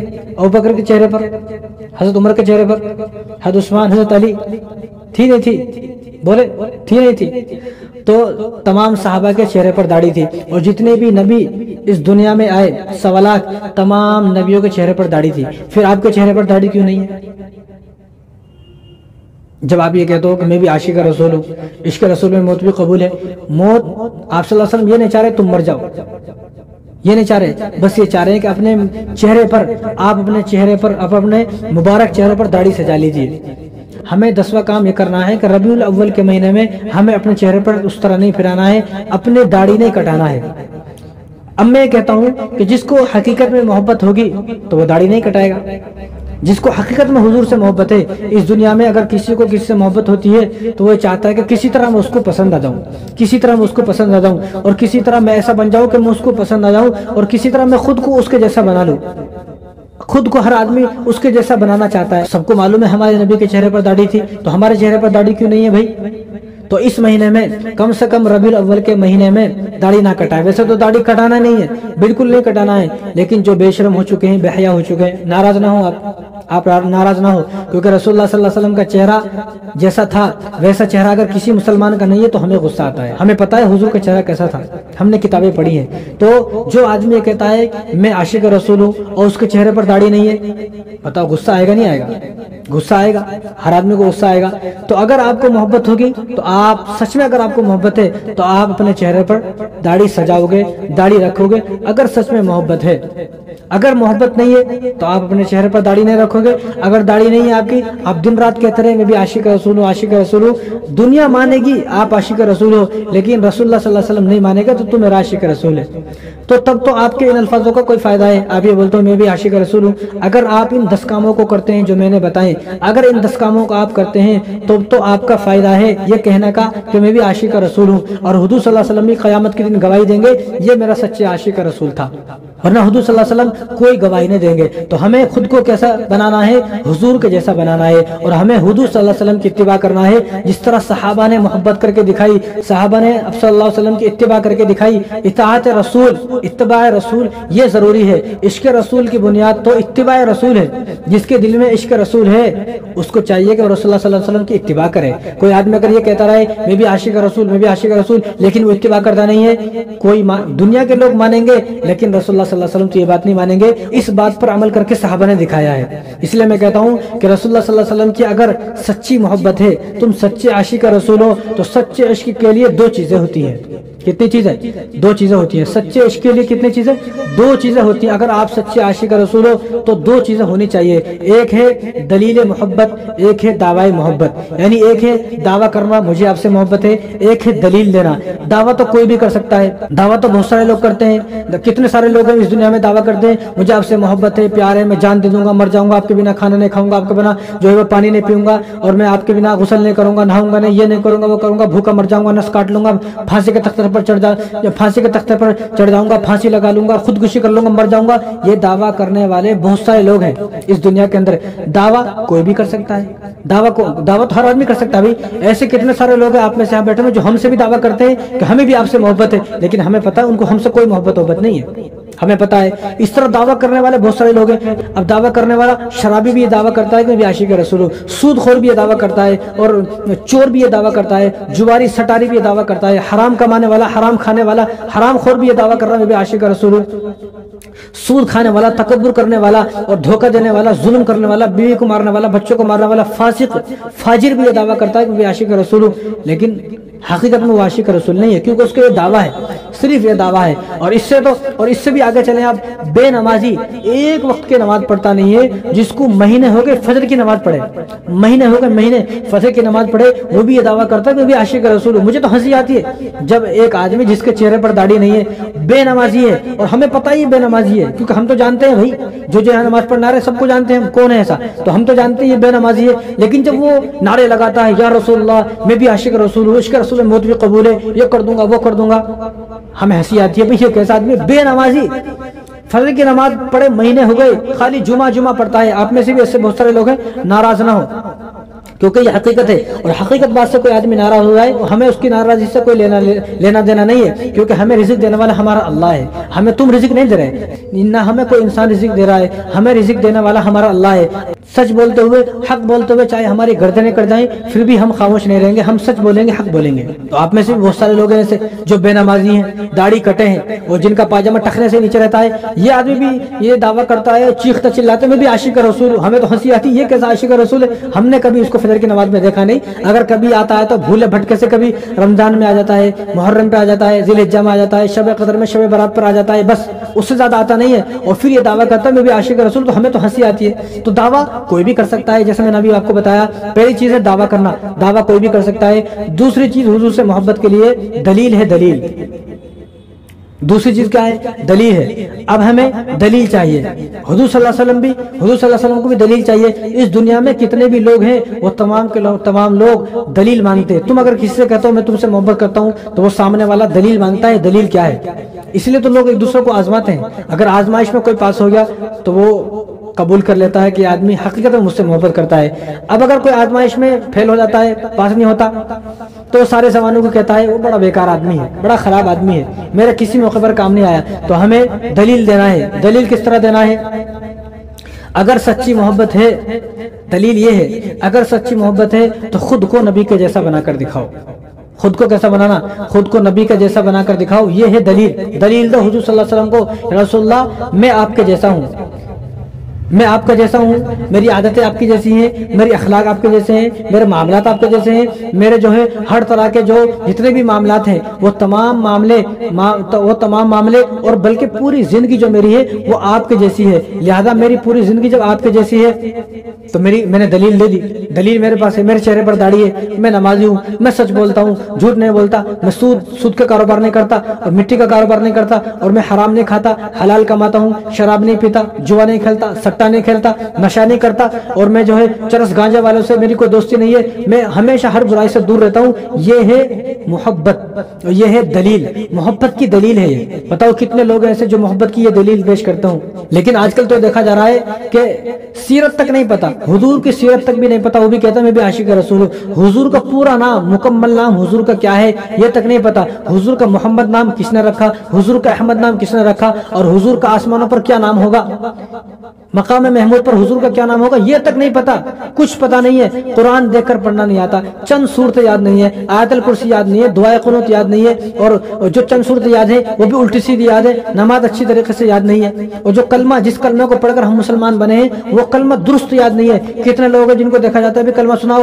وہ کہتے ہیں لا الہ الا اللہ، بتاؤ کتنے لوگ ہیں، آپ خود دیکھ لیں، آپ اپنے دل میں پڑھیں کلمہ، پڑھیں آپ لا الہ الا اللہ، لا الہ الا اللہ کو محمد الرسول اللہ، محمد یہ کیا ہے، محمد الرسول اللہ، ایسا کلمہ ایسا پڑھیں کہ اللہ تبارک و تعالیٰ سن کر خوش ہو جائیں۔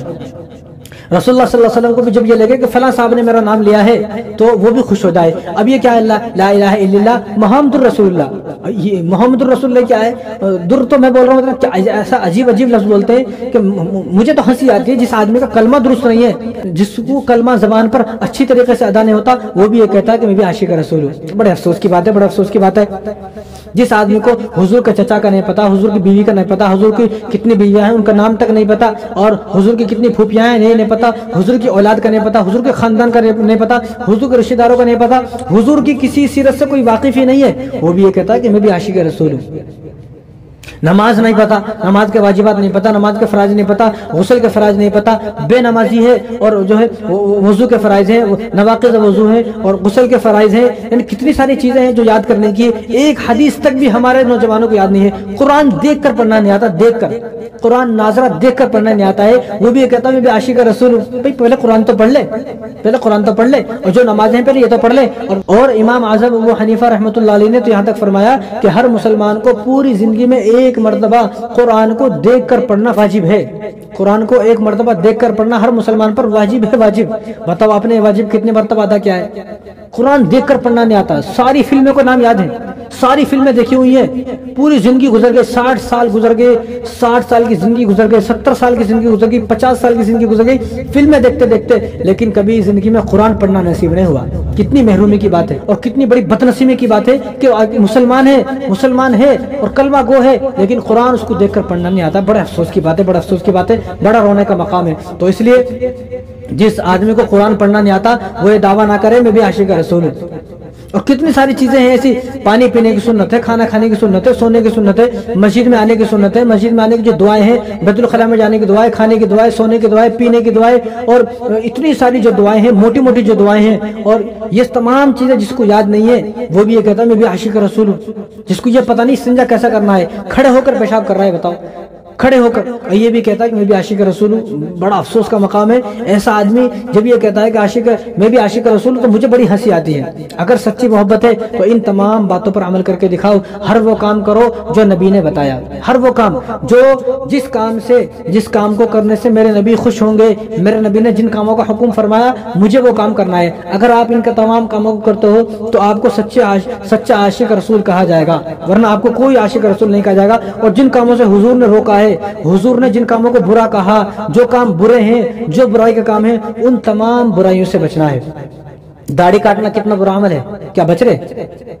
کتنے لوگ یہاں پر بیٹھے ہوئے ہیں جن کو داڑھی نہیں ہے. اب تو بولتے ہوئے شرم آتی ہے اور ڈر بھی لگتا ہے بولتے ہوئے، لیکن ہماری گردن کٹ جائے چاہے، لیکن ہم حق بولنے سے پیچھے نہیں ہٹیں گے. کتنے لوگ ناراض ہو جاتے ہیں اور بولتے ہیں داڑھی کے اوپر بیان نہ کریں. کہیں کو بھائی میرے نبی کی داڑھی نہیں تھی کیا؟ پھر میں بیان نہیں کروں گا، ٹھیک ہے میں داڑھی کے اوپر بیان نہیں کروں گا، لیکن میں بیان میں یہ بولوں گا بھائی ہمارے نبی کو داڑھی نہیں تھی. برداشت کرو گے آپ خود برداشت نہیں کرو گے. جس آدمی کو ایسا لگتا ہے کہ داڑھی کا بیان نہیں ہونا چاہیے تو اس آدمی کو یہ اعلان کرنا چاہیے کہ ہمارے نبی کو داڑھی نہیں تھی، معذاللہ ہمارے نبی کو داڑھی نہیں تھی، یہ کہنا چاہیے. تو اپنے آپ کو نبی کا جیسا بنائے. اگر ہم نبی کے جیسے بنیں گے تو ہی ہم سچے عاشق رسول کہلائیں گے، ورنہ ہم کوئی سچے عاشق رسول نہیں ہے. اور وقت زیادہ ہو رہا ہے تو تھوڑی سی بات سن لیں آپ. دیکھو بعض لوگ یہ پوچھتے ہیں کہ بھئی ربیع الاول کا مہینہ کا وظیفہ کیا ہے، خاص وظیفہ کیا ہے، خاص وظیفہ کیا ہے. ربیع الاول کا مہینہ کا کوئی خاص وظیفہ نہیں ہے. اور بعض لوگ وہ ہیں کہ جنہوں نے وظیفے کے طور پر نماز جو ہے وہ ایجاد کر دی ہے کہ 12 ربیع الاول کی نماز یہ ہے، اتنی رکعت پڑھیں، 2 رکعت پڑھیں، 4 رکعت پڑھیں، اس طرح پڑھیں، یہ پڑھیں وہ پڑھیں. عجیب سی بات ہے، 12 ربیع الاول کی نماز کہاں سے آ گئی؟ جو 5 نمازیں اللہ تبارک و تعالیٰ نے ہمارے اوپر فرض کی ہیں، یہ 5 نمازیں ہمارے لیے بہت ہیں. اس سے زیادہ نمازوں کی ہمیں ضرورت نہیں ہے. اور جتنی نمازیں ہیں ان تمام نمازوں کو اللہ نے اور رسول اللہ صلی اللہ علیہ وسلم نے بتا دیا ہے. تو جتنی بھی فرض نمازیں ہیں وہ تمام نمازیں اللہ تبارک و تعالیٰ نے بتا دی ہیں. فجر کس نے بتائی؟ ظہر بتائی، عصر بتائی، مغرب بتائی، عشاء بتائی. یہ 5 نمازیں اللہ نے بتا دی ہیں. اس لیے میں کہتا ہوں کہ جو نمازیں 5 اللہ نے فرض کی ہیں، یہی اگر کوئی آدمی پوری زندگی میں 5 نمازیں وقت پر ادا کر لے گا، پابندی کے ساتھ ادا کر لے گا، تو یہ جنت میں پہنچ گیا، جنت اس کو مل گئی، یہ آدمی جنتی ہے. تو جو اللہ نے 5 نمازیں فرض کی ہیں وہ نمازیں پڑھنے کو تیار نہیں ہے. اور ربیع الاول کی خاص نماز اس کو چاہیے. خاص نماز دیکھو، اسلام میں جتنی بھی نمازیں ہیں وہ تمام نمازیں یا تو اللہ نے بتائی ہیں یا نبی نے بتائی ہیں. اللہ نے 5 نمازیں بتائی ہیں اور رسول اللہ صلی اللہ علیہ وسلم جو نمازیں بتائی ہیں، اشراق کی نماز ہے، چاشت کی نماز ہے، اوابین کی نماز ہے، صلاۃ التسبیح کی نماز ہے، صلاۃ الحاجت کی نماز ہے، نماز کسوف ہے اور تہجد کی نماز ہے. یہ ساری نمازیں رسول اللہ صلی اللہ علیہ وسلم نے بتا دی ہیں. بعض 5 نماز اللہ نے بتائی، باقی جتنی نمازیں تمام نمازوں کو رسول اللہ صلی اللہ علیہ وسلم نے بتا دیا ہے. حتیٰ کہ سنت تک بتائی، نفل تک بتائی، مؤکدہ بتائی، غیر مؤکدہ بتائی، کب پڑھنا ہے یہ بھی بتایا، کب نہیں پڑھنا ہے یہ بھی بتایا. یعنی ہر چیز کے بارے میں رسول اللہ صلی اللہ علیہ وسلم نے بتایا. تو جو نمازیں اللہ نے بتائی، رسول اللہ صلی اللہ علیہ وسلم نے بتائی، یہ نمازیں ہمارے لیے کافی ہیں اور مزید کسی نماز کی ہمیں ضرورت نہیں ہے. تو یہ جو لوگوں نے 12 ربیع الاول کی خاص نماز جو ایجاد کی ہے وہ ابھی 30-40 سال سے ایجاد ہوئی ہے نماز، اس سے پہلے یہ نماز نہیں تھی. تو جو نماز ابھی 30-40 سال پہلے شروع ہوئی ہے وہ نماز دین کیسے ہو سکتی ہے؟ وہ نماز تو دین نہیں ہے، حالانکہ اللہ تبارک و تعالیٰ نے اعلان فرما دیا الیوم اکملت لکم دینکم کہ دین وہی ہے جو آج تک نازل ہو گیا، اس کے بعد جو چیزیں نازل ہوں گی اتریں گی، اور جو چیزیں لوگ بنائیں گے وہ کوئی دین نہیں ہے، نہ اس پر عمل کرنے کی ضرورت ہے۔ دین صرف یہی ہے جو رسول اللہ صلی اللہ علیہ وسلم نے 1400 سال پہلے بتا دیا، اور اللہ تبارک و تعالیٰ نے قرآن کریم کے ذریعے سے 1446 سال پہلے نازل فرما دیا، وہی دین ہے، اس کے علاوہ کوئی دین نہیں ہے۔ اب لوگ نماز پڑھ رہے ہیں 12 ربیع الاول کی نماز، خاص نماز، اس لیے میں کہتا ہوں کہ جو 12 ربیع الاول کی خاص نماز جو تم نے ایجاد کی ہے، یہ یوٹیوب کی نماز ہے، انسٹاگرام کی نماز ہے، فیس بک کی نماز ہے، یہ قرآن کی نماز نہیں، حدیث کی نماز نہیں ہے۔ تو لہذا جو نماز ہے ہی نہیں اسلام میں، کسی دنیا کی کسی کتاب میں آپ دکھا دیں، دنیا کی کوئی عربی کی کتاب ہو، کوئی حدیث ہو آپ دکھا دیں جس میں حضور نے کہا ہو کہ 12 ربیع الاول کو آپ کو یہ نماز پڑھنا ہے، دکھا دیں، آپ دکھا دیں۔ اگر آپ دکھائیں گے ٹھیک ہے، ہم بھی جو ہے وہ نماز شروع کر دیں گے، لیکن نماز تو نماز، حد تو یہاں تک ہو گئی کہ اب تو لوگ 12 ربیع الاول کے دن جو نماز ہوتی ہے، جو 2 رکعت نماز پڑھ رہے ہیں، اس کا خطبہ بھی ہوتا ہے۔ استغفر اللہ، خطبہ کہاں سے لائے؟ آخر کس نے بتایا خطبہ؟ کسی صحابی نے بتایا، تابعین نے بتایا، تبع تابعین نے بتایا، علماء نے بتایا، اکابرین نے بتایا؟ کس نے بتایا؟ کس نے بھی یہ نہ خطبہ بتایا نہ نماز بتائی۔ لہذا 12 ربیع الاول کے دن کوئی خاص نماز نہیں ہے۔ 12 ربیع الاول کے دن جو خاص نمازیں پڑھ رہے ہیں، میں ان سے پوچھنا چاہتا ہوں کہ آج فجر کی نماز پڑھے۔ جن لوگوں کو فجر کی نماز پڑھنے کی توفیق نہیں ہوتی، یہ 5 نماز پڑھنے کی جن کو توفیق نہیں ہو رہی ہے، وہ 12 ربیع الاول کی خاص نماز پڑھتے ہیں۔ لہذا 12 ربیع الاول کی کوئی خاص نماز نہیں ہے۔ بعض لوگ یہ بہانہ لگاتے ہم محبت میں پڑھ رہے ہیں، ہم محبت میں پڑھ رہے ہیں۔ بھائی اب جمعہ میں پڑھاؤں گا، جمعے کے اندر بھی میں 2 رکعت نہیں پڑھا گا، 4 رکعت پڑھاؤں گا، میں نے بھی محبت میں پڑھائی، کون مانے گا؟ اب فجر کی نماز دیکھو، کل فجر کی نماز 4 رکعتیں ہوں گی، مانو گے آپ؟ کوئی بھی نہیں مانے گا۔ بھائی کیوں نہیں مان رہے آپ؟ نہیں، رسول اللہ صلی اللہ علیہ وسلم نے 2 رکعت جمعے کی پڑھی، 2 رکعت فجر کی پڑھی، لہٰذا ہمیں بھی 2 پڑھنا ہے۔ تو ہم بھی تو یہی کہہ رہے ہیں۔ تو جو رسول اللہ صلی اللہ علیہ وسلم نے جس طرح سے جو نمازیں بتائی ہمیں بھی وہ نمازیں اتنی ہی پڑھنی، اس طرح سے پڑھنا ہے، اس سے آگے نہیں بڑھنا ہے ہمیں۔ جب حضور نے ہمیں نہیں بتائی 12 ربیع الاول کی کوئی خاص نماز، حضرت ابو بکر نے، حضرت عمر نے، حضرت عثمان نے، حضرت علی نے، امام حسن حسین نے کیا یہ نمازیں بتائی؟ کسی صحابی نے یہ نمازیں نہیں بتائی، نہ کوئی خطبہ بتایا 12 ربیع الاول کا، لہذا ہم بھی یہ نہیں پڑھیں گے، اور ہمیں بھی جو ہے کوئی خطبہ پڑھنے کی ضرورت نہیں، نہ کوئی نماز پڑھنے کی ضرورت ہے۔ تو بعض لوگ یہ بہانہ لگاتے ہیں ہم محبت میں پڑھ رہے ہیں۔ بعض لوگ دیکھو، میں کہنا چاہتا ہوں اگر کسی کو پڑھنا ہے تو 2 رکعت نماز شکرانے کی پڑھ سکتے ہیں۔ اب شکرانے کی نماز، اگر آپ نے شکرانے کی نماز یعنی شکر ادا کرے کہ میں حضور کا امتی ہوں، میں مسلمان ہوں، اللہ نے مجھے کلمہ دیا، قرآن دیا، حدیث دی، اور مجھے جو ہے نیک بنایا، متقی بنایا، پرہیزگار بنایا، مجھے ایک اچھا انسان بنایا، اور مجھے حضور صلی اللہ علیہ وسلم کی امت میں پیدا فرمایا، اس لیے اگر کوئی آدمی شکرانے کی نماز پڑھنا چاہتا ہے تو وہ کبھی بھی پڑھ سکتا ہے۔ لیکن اس نماز کو بھی، شکرانے کی نماز کو بھی، اگر آپ یہ چاہتے ہو کہ 12 ربیع الاول کو ہی پڑھنا ہے، یہ بدعت ہو جائے گی، بدعت۔ لہذا دین میں کوئی چیز ایسا ایجاد نہ کریں۔ اگر آپ کو پڑھنا شکرانے کی نماز، آج پڑھ لیں آپ، آج 2 ربیع الاول ہے، ربیع الاول کی 2 تاریخ ہے، آج پڑھ لیں آپ، کل پڑھ لیں آپ۔ لیکن آپ نے جو سوچ لیا کہ محبت میں پڑھ رہا ہوں، شکرانے کی پڑھ رہا ہوں، محبت میں شکرانے کی آپ کبھی بھی پڑھ سکتے ہو۔ دنیا میں اگر کوئی آدمی کسی سے محبت کرتا ہے تو ایسا نہیں کہ مجھے آپ سے محبت ہے لیکن میں فلاں دن آپ کو گفٹ دوں گا۔ بھئی محبت ہے تو ابھی ضرورت ہے نا، ابھی تو جب ضرورت ہے تو آپ کو ہر لمحہ آپ صلی اللہ علیہ وسلم کا شکر ادا کرنے کی ضرورت ہے، تو وہ کبھی بھی شکر ادا کیا جا سکتا ہے۔ لیکن آپ نے سوچ لیا کہ میں حضور کا شکر ادا تو کروں گا، لیکن میں حضور کا شکر ادا کب کروں گا؟ 12 ربیع الاول کا کروں گا، وہ بھی خاص طریقے سے جو ہے وہ یوٹیوب پر آپ سرچ کریں، اتنی نمازیں بتائی ہوئی ہیں، مجھے تو سمجھ میں نہیں آتا آخر یہ لوگ کون سے کمرے میں بیٹھ کے انہوں نے دین پڑھا ہے، کون سی کتاب سے بتا رہے ہیں، کہاں سے بتا رہے ہیں، سمجھ میں نہیں آتا کون ہے یہ؟ یوٹیوب کے مول صاحب ہے، یہ حقیقت کے مسجد کے مول صاحب نہیں ہے، یہ ایسے مول صاحب ہیں یہ خالی یوٹیوب پر بیٹھ کر جو باتیں بتاتے ہیں، مسجد میں آ کر نہ یہ باتیں بتاتے ہیں، نہ یہ باتیں بتا سکتے ہیں، نہ ان کی باتوں کو کوئی سنے گا۔ یہ یوٹیوب کے مول صاحب ہے، اس لیے آپ یوٹیوب کے مول صاحب جو ہیں ان کی بات نہ سنیں، آپ ان کی بات سنیں، یوٹیوب پر ہیں لیکن جن کو آپ جانتے ہیں، جن کو آپ پہچانتے ہیں، جو معتبر عالم دین ہیں، آپ ان کا بیان سنیں اور آپ ان کی باتوں پر عمل کریں۔ لہذا جتنی بھی نمازیں ہیں 12 ربیع الاول کی، اور جتنے بھی خطبے ہیں 12 ربیع الاول کے، وہ یوٹیوب کی نماز، یوٹیوب کے خطبے ہیں۔ اسلام میں اور حدیث میں ایسی نہ کوئی نماز ہے نہ کوئی خطبہ ہے، لیکن اس لیے وہ بات رہ گئی، ذرا پوری کر دیتا ہوں۔ تو بعض لوگ یہ بولتے ہیں کہ ہم محبت میں نماز پڑھ رہے ہیں، تو ان سے میری درخواست یہ ہے کہ حضور صلی اللہ علیہ وسلم نے ارشاد فرمایا من احب سنتی فقد احبنی ومن احبنی کان معی فی الجنہ، کہ جس نے میری سنت سے محبت کی اس نے مجھ سے محبت کی، اور جس نے مجھ سے محبت کی وہ جنت میں میرے ساتھ ہوگا۔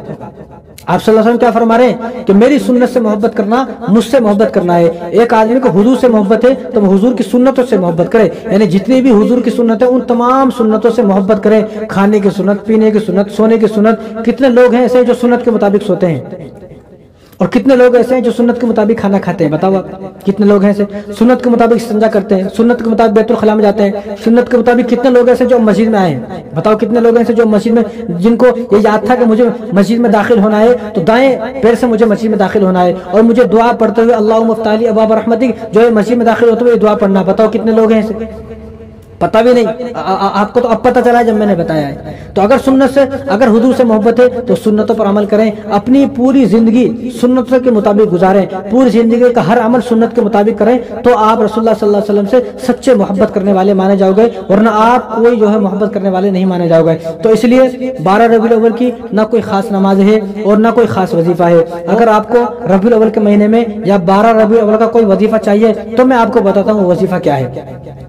12 ربیع الاول کا نہیں بلکہ پوری زندگی کا وظیفہ ہے، پوری زندگی کا وظیفہ۔ اگر آدمی کوئی پورے سال اور پوری زندگی نہیں کر سکتا، کم سے کم یہ کام آدمی کب کرے؟ ربیع الاول کے مہینے میں تو کر لے، کم سے کم ربیع الاول کے مہینے میں کر لے۔ کیا کرنا ہے ربیع الاول کے، یعنی ہر مہینے میں لوگ یہ پوچھتے ہیں کہ اس مہینے کے، ہر مہینے میں لوگ یہ پوچھتے ہیں کہ اس مہینے کا وظیفہ کیا، اس مہینے کا وظیفہ کیا، اس مہینے کا وظیفہ کیا، تو سن لیں ربیع الاول کا وظیفہ۔ ربیع الاول کے مہینے کا وظیفہ سن لیں، یہ ہے کہ آپ جو ہے آپ تمام لوگ، اور آپ گھر میں بھی جا کر یہ باتیں بتائیں، آپ تمام لوگ حضور صلی اللہ علیہ وسلم کو تحفہ پیش کریں گے۔ کیا پیش کریں گے؟ آپ صلی اللہ علیہ وسلم کو تحفہ پیش کریں گے۔ کیا تحفہ پیش کرنا ہے؟ وہ درود پاک کا تحفہ پیش کرنا ہے۔ کیسا پیش کرنا ہے کہ ہر دن، کم سے کم ہر دن پورے گھر کے لوگ مل کے، پوری فیملی مل کے، آپ اور آپ کے والدین، آپ کی بیوی، آپ کے جو بچے ہیں اور آپ کا پورا خاندان ایک جگہ بیٹھے، اور روزانہ جب تک رات کو سونا نہیں ہے، جب تک حضور صلی اللہ علیہ وسلم پر 1000 مرتبہ درود پاک کا تحفہ، صلی اللہ علیہ وسلم پر 1 مرتبہ درود نہیں بھیجیں گے، جب تک آپ 1000 مرتبہ درود نہیں پڑھیں گے آپ کو سونا نہیں۔ آپ یہ عہد کریں اور یہ حضور صلی اللہ علیہ وسلم کو تحفہ پیش کریں ربیع الاول کے مہینے میں، یہ تحفہ پیش کریں۔ ہر دن کم سے کم 1000 مرتبہ پڑھ لیں۔ اگر ہر دن 1000 مرتبہ نہیں پڑھ سکتے، بہت آسان ہے، پڑھ سکتے ہیں آپ۔ اگر ہر دن 1000 مرتبہ نہیں پڑھ سکتے تو کم سے کم ہر دن 100 مرتبہ تو پڑھ سکتے ہیں۔ اگر 100 مرتبہ بھی پڑھنا آپ کو مشکل ہو رہا ہے تو ہر نماز میں 20 مرتبہ پڑھیں، ہر نماز میں 20 مرتبہ پڑھیں۔ 20 مرتبہ فجر کے بعد، 20 مرتبہ ظہر کے بعد، 20 مرتبہ جو ہے عصر کے بعد، 20 مرتبہ مغرب کے بعد، 20 مرتبہ عشاء کے بعد پڑھیں، 100 مرتبہ ہو گیا۔ تو ہر دن آپ کم سے کم 100 مرتبہ حضور صلی اللہ علیہ وسلم کو یہ درود پاک کا تحفہ پیش کریں تو ہی آپ عاشق رسول ہو۔ اور درود پاک پڑھنے کے فائدے کیا ہیں؟ درود پاک پڑھنے کے، درود شریف پڑھنے کے 40 فائدے ہیں، 10 رحمتیں۔ حضور صلی اللہ علیہ وسلم نے کیا ارشاد فرمایا؟ من صلی علیہ واحدۃ صلی اللہ علیہ عشرا، جو آدمی درود پاک صرف 1 مرتبہ پڑھتا ہے، 1 مرتبہ جس آدمی نے درود پاک پڑھا تو اللہ تبارک و تعالیٰ اس پر 10 رحمتیں نازل فرماتے ہیں۔ کتنی؟ 10 رحمتیں۔ ایک فائدہ۔ دوسرا فائدہ، اس کے 10 گناہ معاف کیے جاتے ہیں۔ تیسرا فائدہ، اس کے 10 نیکیاں اس کو ملتی ہیں۔ اور چوتھا فائدہ، 10 درجات اس کے بلند کیے جاتے ہیں۔ 10 درجے، کتنے؟ 40 فائدے ہو گئے، 10 گناہ معاف ہو گئے، 10 نیکیاں مل گئی، اور 10 درجے اس کے بلند ہو گئے، اور 10 رحمتیں اللہ تبارک و تعالیٰ نے اس پر نازل فرما دی۔ جو آدمی 1 مرتبہ درود پاک پڑھے گا۔ اب کوئی آدمی سوچے کہ کون سا درود پاک پڑھوں؟ جو آپ کو پسند ہو وہ درود پاک پڑھے۔ اگر آپ جلدی پڑھنا چاہتے ہو اور چھوٹا درود پاک پڑھنا چاہتے ہو، صلی اللہ علیہ وسلم اتنا پڑھ لیں، صلی اللہ علیہ وآلہ وسلم اتنا پڑھ لیں، اللہم صلی علی محمد اتنا پڑھ لیں، اللہم صلی علی محمد وعلی آل محمد اتنا پڑھ لیں۔ یہ درود پاک ایسے ہیں، صلی اللہ علیہ وسلم، صلی اللہ علیہ وسلم، اگر آپ اس کو پڑھیں گے تو آپ صرف 3 4 5 منٹ میں، 5 منٹ کھینچ کے مارے، آپ 5 منٹ میں آپ 100 مرتبہ پڑھ سکتے ہو، صرف 5 منٹ میں۔ کیا آپ کے 24 گھنٹے میں حضور صلی اللہ علیہ وسلم کے لیے 5 منٹ بھی نہیں ہے کیا؟ پھر کیسا مسلمان ہے؟ آخر وہ کیسا مسلمان ہے کہ جس مسلمان کے پاس 24 گھنٹے میں سے آپ صلی اللہ علیہ وسلم کے لیے، اپنے نبی کے لیے 5 منٹ بھی نہیں ہے؟ تو آپ پوری فیملی مل کر، پورا گھر مل کر سب سے پہلے کیا کام کریں؟ حضور صلی اللہ علیہ وسلم کے لیے تحفہ پیش کریں، وہ درود پاک کا تحفہ پیش کریں۔ کیوں؟ کیونکہ رسول اللہ صلی اللہ علیہ وسلم کے پاس جب درود پاک جاتا ہے تو وہ فرشتے لے کر جاتے ہیں، اور رسول اللہ صلی اللہ علیہ وسلم نے فرمایا، صحیح حدیث ہے، حضور نے ارشاد فرمایا کہ بہت سارے فرشتے وہ گھومتے رہتے ہیں، دنیا کے اندر گھومتے رہتے ہیں، یہ دیکھنے کے لیے کہ کون ہے جو حضور صلی اللہ علیہ وسلم پر درود پاک بھیج رہا ہے، کون ہے جو حضور صلی اللہ علیہ وسلم پر درود پاک پڑھ رہا ہے۔ تو وہ فرشتے اس درود کو لے کر جاتے ہیں، جو آدمی جتنے مرتبہ پڑھتا ہے وہ فرشتے اس درود پاک کو لے کر حضور صلی اللہ علیہ وسلم کے پاس جاتے ہیں، اور حضور صلی اللہ علیہ وسلم کے پاس جا کر اس کا نام پیش ہوتا ہے، اس کے والد صاحب کا پیش ہوتا ہے، فلاں آدمی فلاں کا بیٹا، فلاں صاحب فلاں کا بیٹا جو ہے، یا فلاں عورت ہے وہ فلاں کی بیٹی ہے، اس عورت نے آپ کو اتنی مرتبہ درود پاک کا تحفہ پیش کیا ہے، اتنی مرتبہ آپ پر درود پاک پڑھا ہے۔ تو میں تو یہ کہتا ہوں کہ آپ سوچیں اپنے بارے میں کہ کتنی مرتبہ میری زندگی میں حضور صلی اللہ علیہ وسلم کے سامنے میرا نام لیا گیا، میرا تذکرہ کیا گیا، اور حضور صلی اللہ علیہ وسلم کتنے خوش ہوں گے ہمارا نام سن کر، جس کا نام حضور صلی اللہ علیہ وسلم کے سامنے چلا گیا کہ فلاں صاحب ہے، فلاں آدمی ہے، اس فلاں آدمی نے اتنی مرتبہ مجھے ربیع الاول کے مہینے میں درود پاک پڑھ کر بھیجا ہے، درود پاک کا تحفہ بھیجا ہے، تو حضور صلی اللہ علیہ وسلم کتنے خوش ہوں گے۔ تو ہمیں چاہیے کہ ہمارا نام بار بار روزانہ ہر دن، اگر ہر دن نہیں تو کم سے کم ہفتے میں ایک بار اور کم سے کم مہینے میں ایک بار تو ہمارا نام حضور صلی اللہ علیہ وسلم کے سامنے پیش ہونا چاہیے، تاکہ حضور صلی اللہ علیہ وسلم جب ہماری وفات ہو جائے تو حضور صلی اللہ علیہ وسلم ہمارا استقبال کریں، ہمارے استقبال کے لیے حضور صلی اللہ علیہ وسلم کھڑے رہیں اور ہمیں اپنے سینے سے لگائیں، گلے سے لگائیں اور ہمیں دیکھ کر مسکرائے، اور حضور صلی اللہ علیہ وسلم اسی کو اپنے سینے سے لگائیں گے اور حضور صلی اللہ علیہ وسلم اسی کو اپنے گلے سے لگائیں گے، اسی سے معانقہ کریں گے، اسی سے مصافحہ کریں گے، اسی سے سلام کریں گے اور اسی سے خوش ہوں گے حضور صلی اللہ علیہ وسلم، جو حضور صلی اللہ علیہ وسلم کے لیے زیادہ سے زیادہ درود پاک پڑھتا ہوگا، جو رسول اللہ صلی اللہ علیہ وسلم کے لیے زیادہ سے زیادہ درود پاک کا تحفہ بھیجتا ہوگا، حضور صلی اللہ علیہ وسلم اسی سے خوش ہوں گے۔ اب آپ یہ سوچیں کہ حضور صلی اللہ علیہ وسلم جس کو گلے سے لگائیں گے، جس کو سینے سے لگائیں گے، جس کو حضور صلی اللہ علیہ وسلم بوسہ دیں گے، جس سے حضور صلی اللہ علیہ وسلم مصافحہ کریں گے اور جس کے آنے سے حضور صلی اللہ علیہ وسلم خوش ہو جائیں گے، اب آپ یہ سوچیں کیا وہ آدمی جنت سے محروم ہو سکتا ہے؟ کیا وہ آدمی جہنم میں جا سکتا ہے؟ ہرگز وہ آدمی جنت سے محروم نہیں ہو سکتا اور ہرگز وہ آدمی جہنم میں داخل نہیں ہو سکتا جو آدمی ہر دن حضور صلی اللہ علیہ وسلم پر جو ہے وہ درود پاک کا تحفہ پیش کرے گا۔ اور ایک اور بات سن لیں آپ کہ آدمی دنیا کے اندر کوئی بھی عمل کرتا ہے، جیسے آپ اب نماز پڑھو گے یا آپ نے فجر کی نماز پڑھی، آپ نے قرآن پڑھا، یعنی کوئی بھی آپ نے نیک عمل کیا، وہ نیک عمل اللہ تبارک و تعالیٰ کے پاس جاتا ہے، لیکن درود پاک ایک ایسی چیز ہے جو اللہ کے پاس نہیں جاتی، جو پہلے رسول اللہ صلی اللہ علیہ وسلم کے پاس جاتی ہے، پھر اللہ کے پاس جاتی ہے۔ پہلے رسول اللہ صلی اللہ علیہ وسلم کے پاس اس درود پاک کو فرشتے لے کر جاتے ہیں، تو حضور صلی اللہ علیہ وسلم خوش ہوتے ہیں، پھر وہ درود پاک اللہ کے پاس جاتا ہے اور فرشتے اللہ سے فرماتے ہیں اللہ فلاں صاحب نے درود بھیجا ہے، اتنی مرتبہ درود پڑھا ہے، اس درود کا کیا کریں؟ تو اللہ تبارک و تعالیٰ القول البدیع کے اندر یہ حدیث موجود ہے، تو اللہ تبارک و تعالیٰ فرماتے ہیں کہ اس درود کو جس آدمی نے جتنی مرتبہ درود پڑھا ہے اس درود کو وہاں پر لے کر جاؤ، فرشتوں سے فرماتے ہیں اللہ تعالیٰ وہاں لے کر جاؤ جہاں اس کی قبر بنے گی۔ ابھی آدمی مرا نہیں ہے، ابھی آدمی زندہ ہے، ابھی آدمی زندہ ہے، اور یہ کہاں مرے گا، کب مرے گا، کس طرح مرے گا، کہاں اس کی قبر بنے گی، کہاں دفن ہوگا، کون اس کی نماز جنازہ پڑھائے گا، کسی کو پتہ نہیں ہے۔ تو اللہ تعالیٰ کیا فرمائیں گے، جہاں اس آدمی کی قبر بنے گی اس درود پاک کو وہاں لے کر جاؤ۔ اب یہ درود پاک وہاں جاتا ہے، اس کو وہاں چھوڑ دیتے ہیں جہاں اس کی قبر بنے گی، اس کے مرنے تک یہ درود پاک اس کے لیے دعائے مغفرت کرتا ہے، توبہ استغفار کرتا ہے، اس کی طرف سے اس کی بخشش کی دعا کرتا ہے، اس کی طرف سے استغفار کرتا ہے اور اس کے لیے اللہ تبارک و تعالیٰ سے مغفرت کی دعا کرتا ہے۔ کون سا درود؟ ابھی آدمی مرا نہیں ہے، ابھی زندہ ہے، لیکن مرنے سے پہلے اس نے اتنے سارے درود اللہ تبارک و تعالیٰ کے سامنے بھیج دیے کہ اللہ تبارک و تعالیٰ نے ان تمام درودوں کی ڈیوٹی لگا دی، وہ تمام درود اس آدمی کے لیے، اپنے پڑھنے والے کے لیے، جہاں اس کی قبر بنے گی وہاں اس کے لیے مغفرت کی دعا کر رہے ہیں۔ کون؟ درود پاک۔ جہاں اتنے سارے درود موجود ہوں اور اس کے لیے دعا مغفرت کرتے ہوں، آپ یہ سوچیں کہ اس زمین کے اندر جب یہ آدمی دفن ہوگا، جب اس قبر کے اندر یہ آدمی لیٹے گا تو اس کو مرنے کے بعد اس کو کسی طرح کا عذاب نہیں دیا جائے گا۔ تو آپ میں سے کتنے لوگ ہیں جو یہ چاہتے ہیں؟ کتنے لوگ ہیں بتائیں؟ تمام چاہتے ہیں، تو ٹھیک ہے، پھر کیا کام کرے؟ ربیع الاول کے مہینے میں زیادہ سے زیادہ درود پاک پڑھے، زیادہ سے زیادہ درود پاک پڑھے۔ اور وقت زیادہ ہو رہا ہے، ذرا دو باتیں سن لیجئے۔ وہ یہ کہ بعض لوگ جو ہے وہ 12 ربیع الاول کو روزہ رکھتے ہیں اور روزہ رکھنے کو ضروری سمجھتے ہیں اور یہ کہتے ہیں کہ 12 ربیع الاول کو روزہ رکھنا سنت ہے۔ 12 ربیع الاول کو روزہ رکھنا کوئی سنت نہیں ہے۔ بعض لوگ یہ سوچتے ہیں زیادہ ثواب ہے، جو آدمی 12 ربیع الاول کو روزہ رکھے گا اس کے لیے بہت زیادہ ثواب ہے، یہ ایک ثواب کا ایک انبار لگا دیا۔ اتنا ثواب تو آپ صلی اللہ علیہ وسلم نے رمضان کے روزے کا نہیں بتایا جتنا ثواب لوگوں نے 12 ربیع الاول کے روزے کا ثواب بتایا ہے، ویسے ہی اپنی طرف سے بتا دیا، نہ جانے کون سی کتاب سے پڑھا ہے، تو کوئی زیادہ ثواب نہیں ہے۔ آپ صلی اللہ علیہ وسلم جو روزہ رکھتے تھے وہ ہر پیر اور جمعرات کا روزہ رکھتے تھے، اور آپ صلی اللہ علیہ وسلم نے فرمایا کہ میں پیر کے دن پیدا ہوا، میری ولادت پیر کے دن ہے، اس لیے میں روزہ رکھتا ہوں۔ اس لیے حضور صلی اللہ علیہ وسلم کب روزہ رکھتے تھے؟ پیر کے دن روزہ رکھتے تھے۔ اگر کوئی آدمی حضور کی ولادت کی خوشی میں روزہ رکھنا چاہتا ہے تو جیسا حضور صلی اللہ علیہ وسلم نے پیر کے دن کا روزہ رکھا ویسا پیر کے دن کا روزہ رکھو۔ یعنی آپ صلی اللہ علیہ وسلم تو یہ کہہ رہے ہیں، یہ فرما رہے ہیں کہ میں پیر کے دن کا روزہ رکھتا ہوں، لیکن تم بول رہے ہو نہیں 12 ربیع الاول کا روزہ رکھنا ہے۔ آپ صلی اللہ علیہ وسلم نے پوری زندگی میں کہیں یہ نہیں کہا، پوری زندگی میں 23 سال کے عرصے میں کبھی یہ نہیں کہا کہ 12 ربیع الاول کا روزہ رکھو، کبھی نہیں کہا۔ آپ نے یہ فرمایا کہ میں ہر پیر کا روزہ رکھتا ہوں، اور آپ صلی اللہ علیہ وسلم ہر پیر ہر جمعرات کا روزہ رکھتے تھے، پیر کبھی جمعرات کبھی۔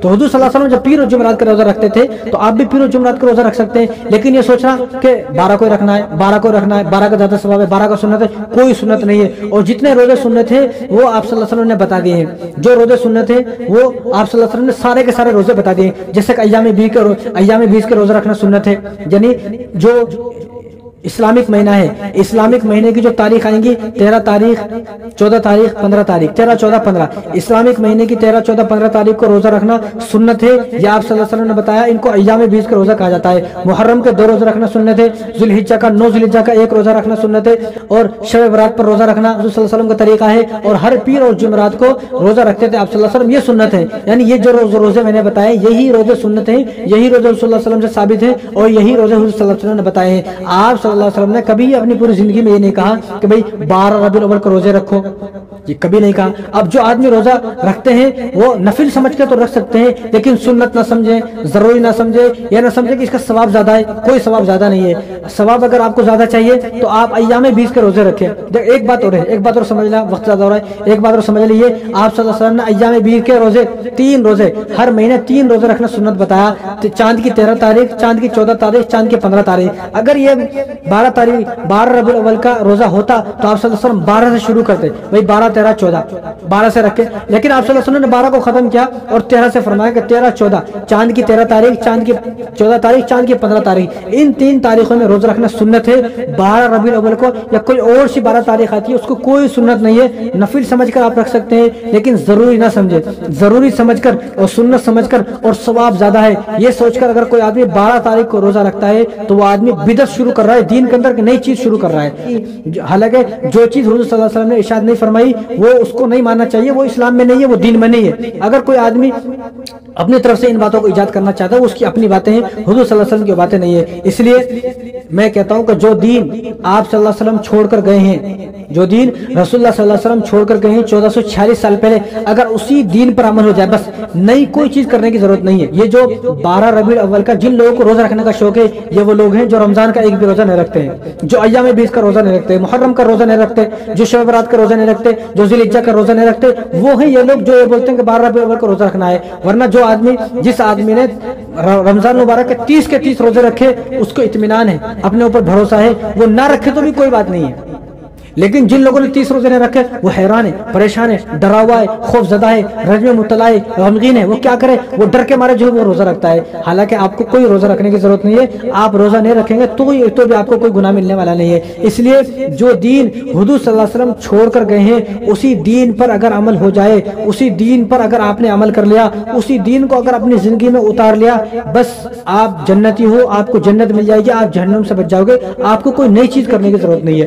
تو یہ تمام باتیں ربیع الاول کے حوالے سے یہ تمام باتوں پر عمل کرنے کی کوشش کریں، اور مقصد میلاد کو یاد رکھیں۔ مقصد میلاد کیا ہے؟ حضور صلی اللہ علیہ وسلم کیوں آئے اس دنیا میں؟ ہمیں حضور صلی اللہ علیہ وسلم انسان بنانے آئے، جانور بنانے نہیں، حیوان بنانے نہیں۔ جانور اور حیوان تو ہم پہلے تھے، لیکن آپ صلی اللہ علیہ وسلم کے آنے کے بعد ہم انسان بنے۔ آپ صلی اللہ علیہ وسلم کی زندگی سے ہمیں پتہ چلا کہ انسان کیسا ہوتا ہے، تو ہمیں اس زندگی کو، یعنی رسول اللہ صلی اللہ علیہ وسلم جس زندگی کو بتا کر گئے ہیں اسی زندگی کو اسی زندگی کے مطابق عمل کرنا ہے، اور پوری زندگی کو ہمیں ویسا بنانا ہے جیسا حضور صلی اللہ علیہ وسلم بتا کر گئے ہیں۔ بس یہی کر لیا تو بہت بڑی بات ہے۔ تو ربیع الاول کے مہینے میں کام تو بہت سارے ہیں، باتیں اگر آپ کے سامنے آتی رہیں گی، وقت اتنا نہیں ہے، لیکن ایک بات میں بتا دیتا ہوں آپ کو۔ اب جو ایک تہوار آنے والا ہے جس کو گنیش آگے کیا چترتھی، گنیش چترتھی جس کو کہا جاتا ہے، وہ ایک تہوار ہے۔ سب سے پہلے وہ تہوار ہے کس کا؟ میں تو اس لیے باہر کہتا ہوں کہ پہلے ایک مسلمان بیٹھ کے کونے میں فیصلہ کر لے آخر وہ تہوار میرا ہے یا غیر مسلموں کا ہے۔ اگر وہ آپ کا تہوار ہے آپ پھر چلے جائیں، گنیش کے سامنے بیٹھے رہیں 10 دن تک آرام سے بیٹھیں، لڈو لائیں، لڈو کھائیں، گنیش کا جو کرنا ہے کریں۔ اگر آپ وہ ہو، اگر آپ وہ نہیں ہو، مسلمان ہو، پھر آپ وہاں کیوں جا رہے ہیں؟ اس لیے میں کہتا ہوں کہ اب جو کل 7 تاریخ ہے، 7 تاریخ سے یہ تہوار شروع ہوگا، 10 دن تک یہ تہوار ہوتا ہے گنیش چترتھی کا۔ اب 10-11 دن اس کی پوجا ہوتی ہے، تو ان 10-11 دنوں میں سب سے پہلے تو ہمیں اپنے بچوں کی حفاظت کرنا ہے۔ ہمارے بچے رات بھر کہاں بیٹھے ہوئے؟ گنیش کے سامنے بیٹھے ہوئے رات بھر، اور ہماری نوجوان لڑکیاں برقعے میں وہ گنیش کے سامنے بیٹھ کر اس کا لڈو کھا رہی ہیں اور گنیش کے سامنے پوجا کر رہی ہیں۔ مسلمان لڑکیاں برقعے میں، آپ وہ ویڈیو پہ دکھا سکتے، میرے پاس وہ ویڈیو ہے، آپ نے بھی دیکھی ہوں گی، مسلمان لڑکیاں برقعے میں۔ میں کہتا ہوں کہ کیسے والدین ہیں جن کو پتہ نہیں ہمارے بچے کہاں جا رہے ہیں؟ رات بھر بچے بیٹھے ہوئے ہیں، رات بھر بچہ غائب ہے گھر سے، گنیش کے سامنے بیٹھا ہوا، کوئی فکر نہیں ہے۔ اور مسجد کا امام اگر آدھا منٹ بھی لیٹ آ گیا اور قیامت آ گئی، غصہ ہو جاتا ہے، چہرہ بنا لیتا ہے، ایسا لگتا ہے کہ میرا بس چلے تو اس کے گریبان پکڑ کر پوچھوں تو آدھا منٹ کہاں تھا؟ اور یہاں خود کی بیٹی، اس لیے میں بارہا کہتا ہوں خود کی بیٹی پر نظر رکھو، خود کے بیٹے پر نظر رکھو، خود کے بیٹے اور خود کی بیٹی پر نظر رکھا ہوتا جتنی نظر امام پر ہے اتنی نظر خود کے بیٹے بیٹی پر رکھا ہوتا تو تیرا بیٹا آج فرما بردار ہوتا، نیک ہوتا، متقی ہوتا، پرہیزگار ہوتا، 5 وقت کا نماز پڑھنے والا ہوتا۔ لیکن ہماری اولاد کا حال کیا ہے؟ وہ گنیش کے سامنے ناچ رہے ہیں، گنیش کے سامنے ڈانس کر رہے ہیں۔ اور ہمارے بعد مسلمانوں کا یہ حال ہے کہ وہ گنیش کا، ایک مسلمان نے گنیش کا لڈو 51,000 روپے میں خریدا یہ حیدرآباد کے اندر، اور وہ خوش ہو رہا ہے اور لوگوں کو تقسیم کر رہا ہے، یہ پرساد ہے، وہ خوش ہو رہا ہے، خوش ہو رہا ہے کیا؟ گنیش کا لڈو خرید کر۔ ایک لڑکی نے، مسلمان عورت ہے، مسلمان عورت نے 11,000 روپے میں گنیش کا لڈو خریدا۔ مجھے تو سمجھ میں نہیں آتا آخر یہ تہوار ہے کس کا؟ کہ تمہارا ہے یہ تہوار؟ نہیں، ہم بھائی چارے کے لیے کر رہے ہیں۔ اگر کسی کو بھائی چارہ نبھانا ہے تو وہ ہاسپٹل میں جائے، جتنے بھی غیر مسلم ہیں ان کا علاج کراؤ، غیر مسلم جو لڑکیاں ہیں، نوجوان جن کی شادی نہیں ہو رہی ان کی شادی کراؤ، غیر مسلموں کی ہر قدم پر مدد کرو، ان کے کام آؤ، جو بیمار ہیں اتنے سارے ان کا علاج کراؤ، جو غیر مسلم بیچارے قرض سے مر رہے ہیں ان کا قرض ادا کرو، جو خودکشیاں کر رہے ہیں غربت کی تنگی سے آ کر ان کی غربت کو ختم کیا جائے، ان کے قرضوں کو ادا کیا جائے۔ اور جو غیر مسلم جو بیچاری لڑکیاں ہیں جن کی شادی نہیں ہو رہی، شادی کی وجہ سے جو گھر میں جن کی عمریں زیادہ ہو رہی، جاؤ ان کی شادی کراؤ۔ یہ ہے بھائی چارہ، یعنی یہ کیسا بھائی چارہ ہے؟ دیکھو غیر مسلم کے لیے آپ صلی اللہ علیہ وسلم نے بھی غیر مسلموں کی مدد فرمائی ہے۔ حضور کے زمانے بھی غیر مسلم تھے، یہودی تھے، عیسائی تھے، ان کی حضور نے مدد کی ہے، لیکن کبھی حضور صلی اللہ علیہ وسلم جو ہے ان کے تہوار میں شامل نہیں ہوئے۔ تو پھر مسلمان ان کے تہوار میں کیوں شامل ہو رہے ہیں؟ اس لیے میں آدمی نے وہ 51,000 روپے کا جو لڈو خریدا وہ خوش ہو رہا ہے، ایمان جانے پر خوشی منا رہا ہے، ایمان چلا گیا، ایمان جانے پر خوش ہو رہا ہے۔ لیکن عجیب مسلمانوں کی کیسی مینٹلٹی ہوگی؟ آخر کیسے ہوگی مسلمان؟ کیسے سمجھانا مسلمانوں کو؟ یہ سمجھ میں نہیں آتا ہے۔ شرم آنی چاہیے۔ اپنی اولاد رات بھر گنیش کے سامنے بیٹھ کر جو ہے اس کا لڈو کھا رہے ہیں، وہاں ناچ رہے ہیں، ڈانس کر رہے ہیں۔ میں نے اپنی آنکھوں سے دیکھا کتنے سارے لوگوں کو۔ اس لیے اپنے بچوں کو آپ خود سمجھائیں، اگر غیر مسلموں کی اتنی فکر ہے تو ان کے ساتھ حسن سلوک کریں۔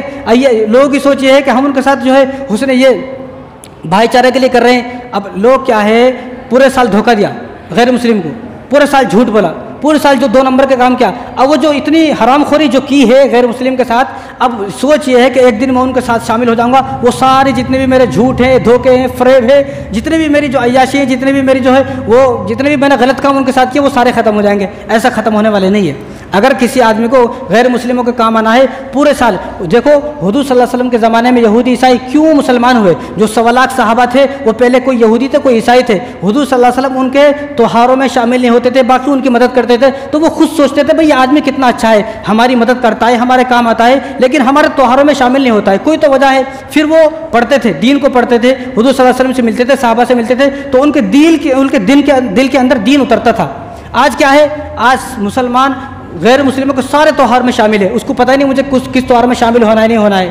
اگر اور لڈو جو گنیش کا جو لڈو ہے یہ اس کے بارے میں اللہ نے فرمایا، اللہ نے، کیونکہ یہ جو لڈو ہے یہ غیر اللہ پر چڑھایا ہوا لڈو ہے، اور جو غیر اللہ پر چڑھا دیا گیا وہ مسلمان کے لیے حرام ہو گیا۔ وما احل به لغیر اللہ، جو غیروں کے نام پر چڑھا دیا گیا کوئی بھی چیز ہو وہ مسلمان کے لیے کھانی حرام ہو گئی۔ اب یہ گنیش کا لڈو بھی کھانا حرام ہے۔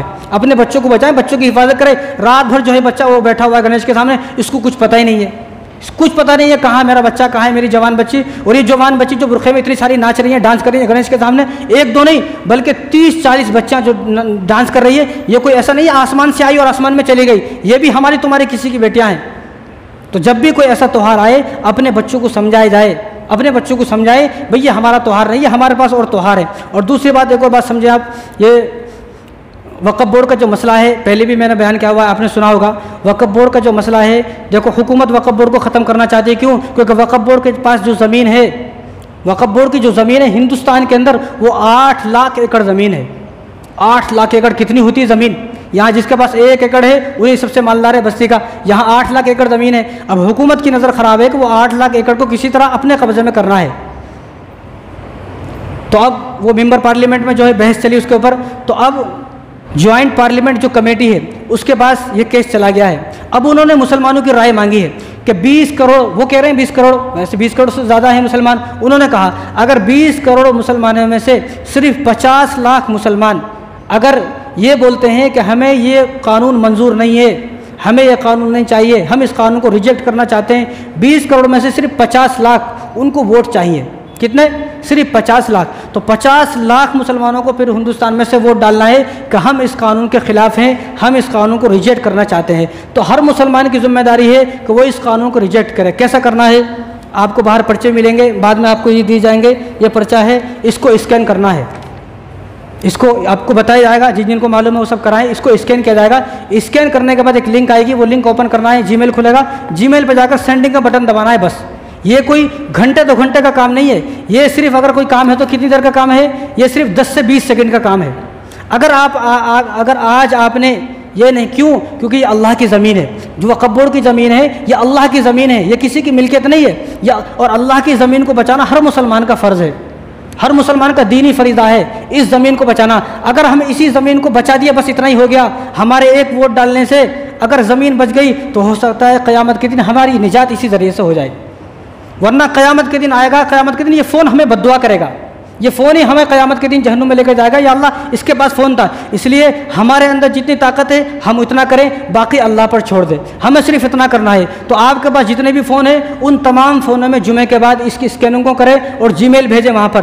20 کروڑ مسلمانوں میں سے صرف 50 لاکھ، جس طرح ہم نے پہلے کوشش کی، یونیفارم سول کوڈ جب آیا تو ہم نے ماشاءاللہ پوری ہندوستان کے مسلمانوں نے جی میل بھیجا تو وہ ٹل گیا۔ اب یہ بھی اسی طرح ٹلے گا اگر ہم چاہیں گے، لیکن بعض لوگ کیا ہے اتنے دل سخت ہو گئے، کتنا ہی بولو جان تو ہمارا کیا کرنا ہے، جان تو ہمارا کیا کرنے کا ہے۔ بھائی وقف بورڈ کی جو اس وقت پورے ہندوستان میں کتنی مسجدیں معلوم آپ کو؟ 7 لاکھ مسجدیں ہیں پورے ہندوستان میں۔ ان 7 لاکھ مسجدوں میں سے 3 لاکھ جو مسجد ہیں وہ وقف بورڈ کی زمین پر ہیں۔ یا مکہ مسجد کہاں ہے؟ وقف بورڈ کی زمین پر ہے۔ یہ جامعہ نظام ہے وقف بورڈ کی زمین پر ہے، اور مکہ مسجد کے اطراف 500 گھر ہیں وقف بورڈ کے ہیں، 500 گھر۔ جتنے بھی آپ کو دکانیں دکھتی ہیں چار مینار کے اطراف وہ ساری دکانیں وقف بورڈ کی ہیں، یہ ساری دکانیں جائیں گی مکہ مسجد۔ یہ تو ایک بات ہے، یہ تو ایک ہے، اور پورے ہندوستان کے اندر کتنی بڑی بڑی جگہیں ہیں وہ تمام جگہ چلی جائیں گی۔ اگر ہم نے ووٹ نہیں کیا، یہ جی میل نہیں بھیجا، تو ان تمام چیزوں کے ذمہ دار ہم لوگ ہوں گے۔ تو ہم اللہ سے کہہ سکتے ہیں یا اللہ ہم نے صرف اتنا کیا۔ تو آج مسلم پرسنل لا بورڈ کی طرف سے صرف ایک پکار ہے ہمارے لیے کہ ہم اس پر جی میل بھیجیں، یہ ہمارا دینی فریضہ ہے۔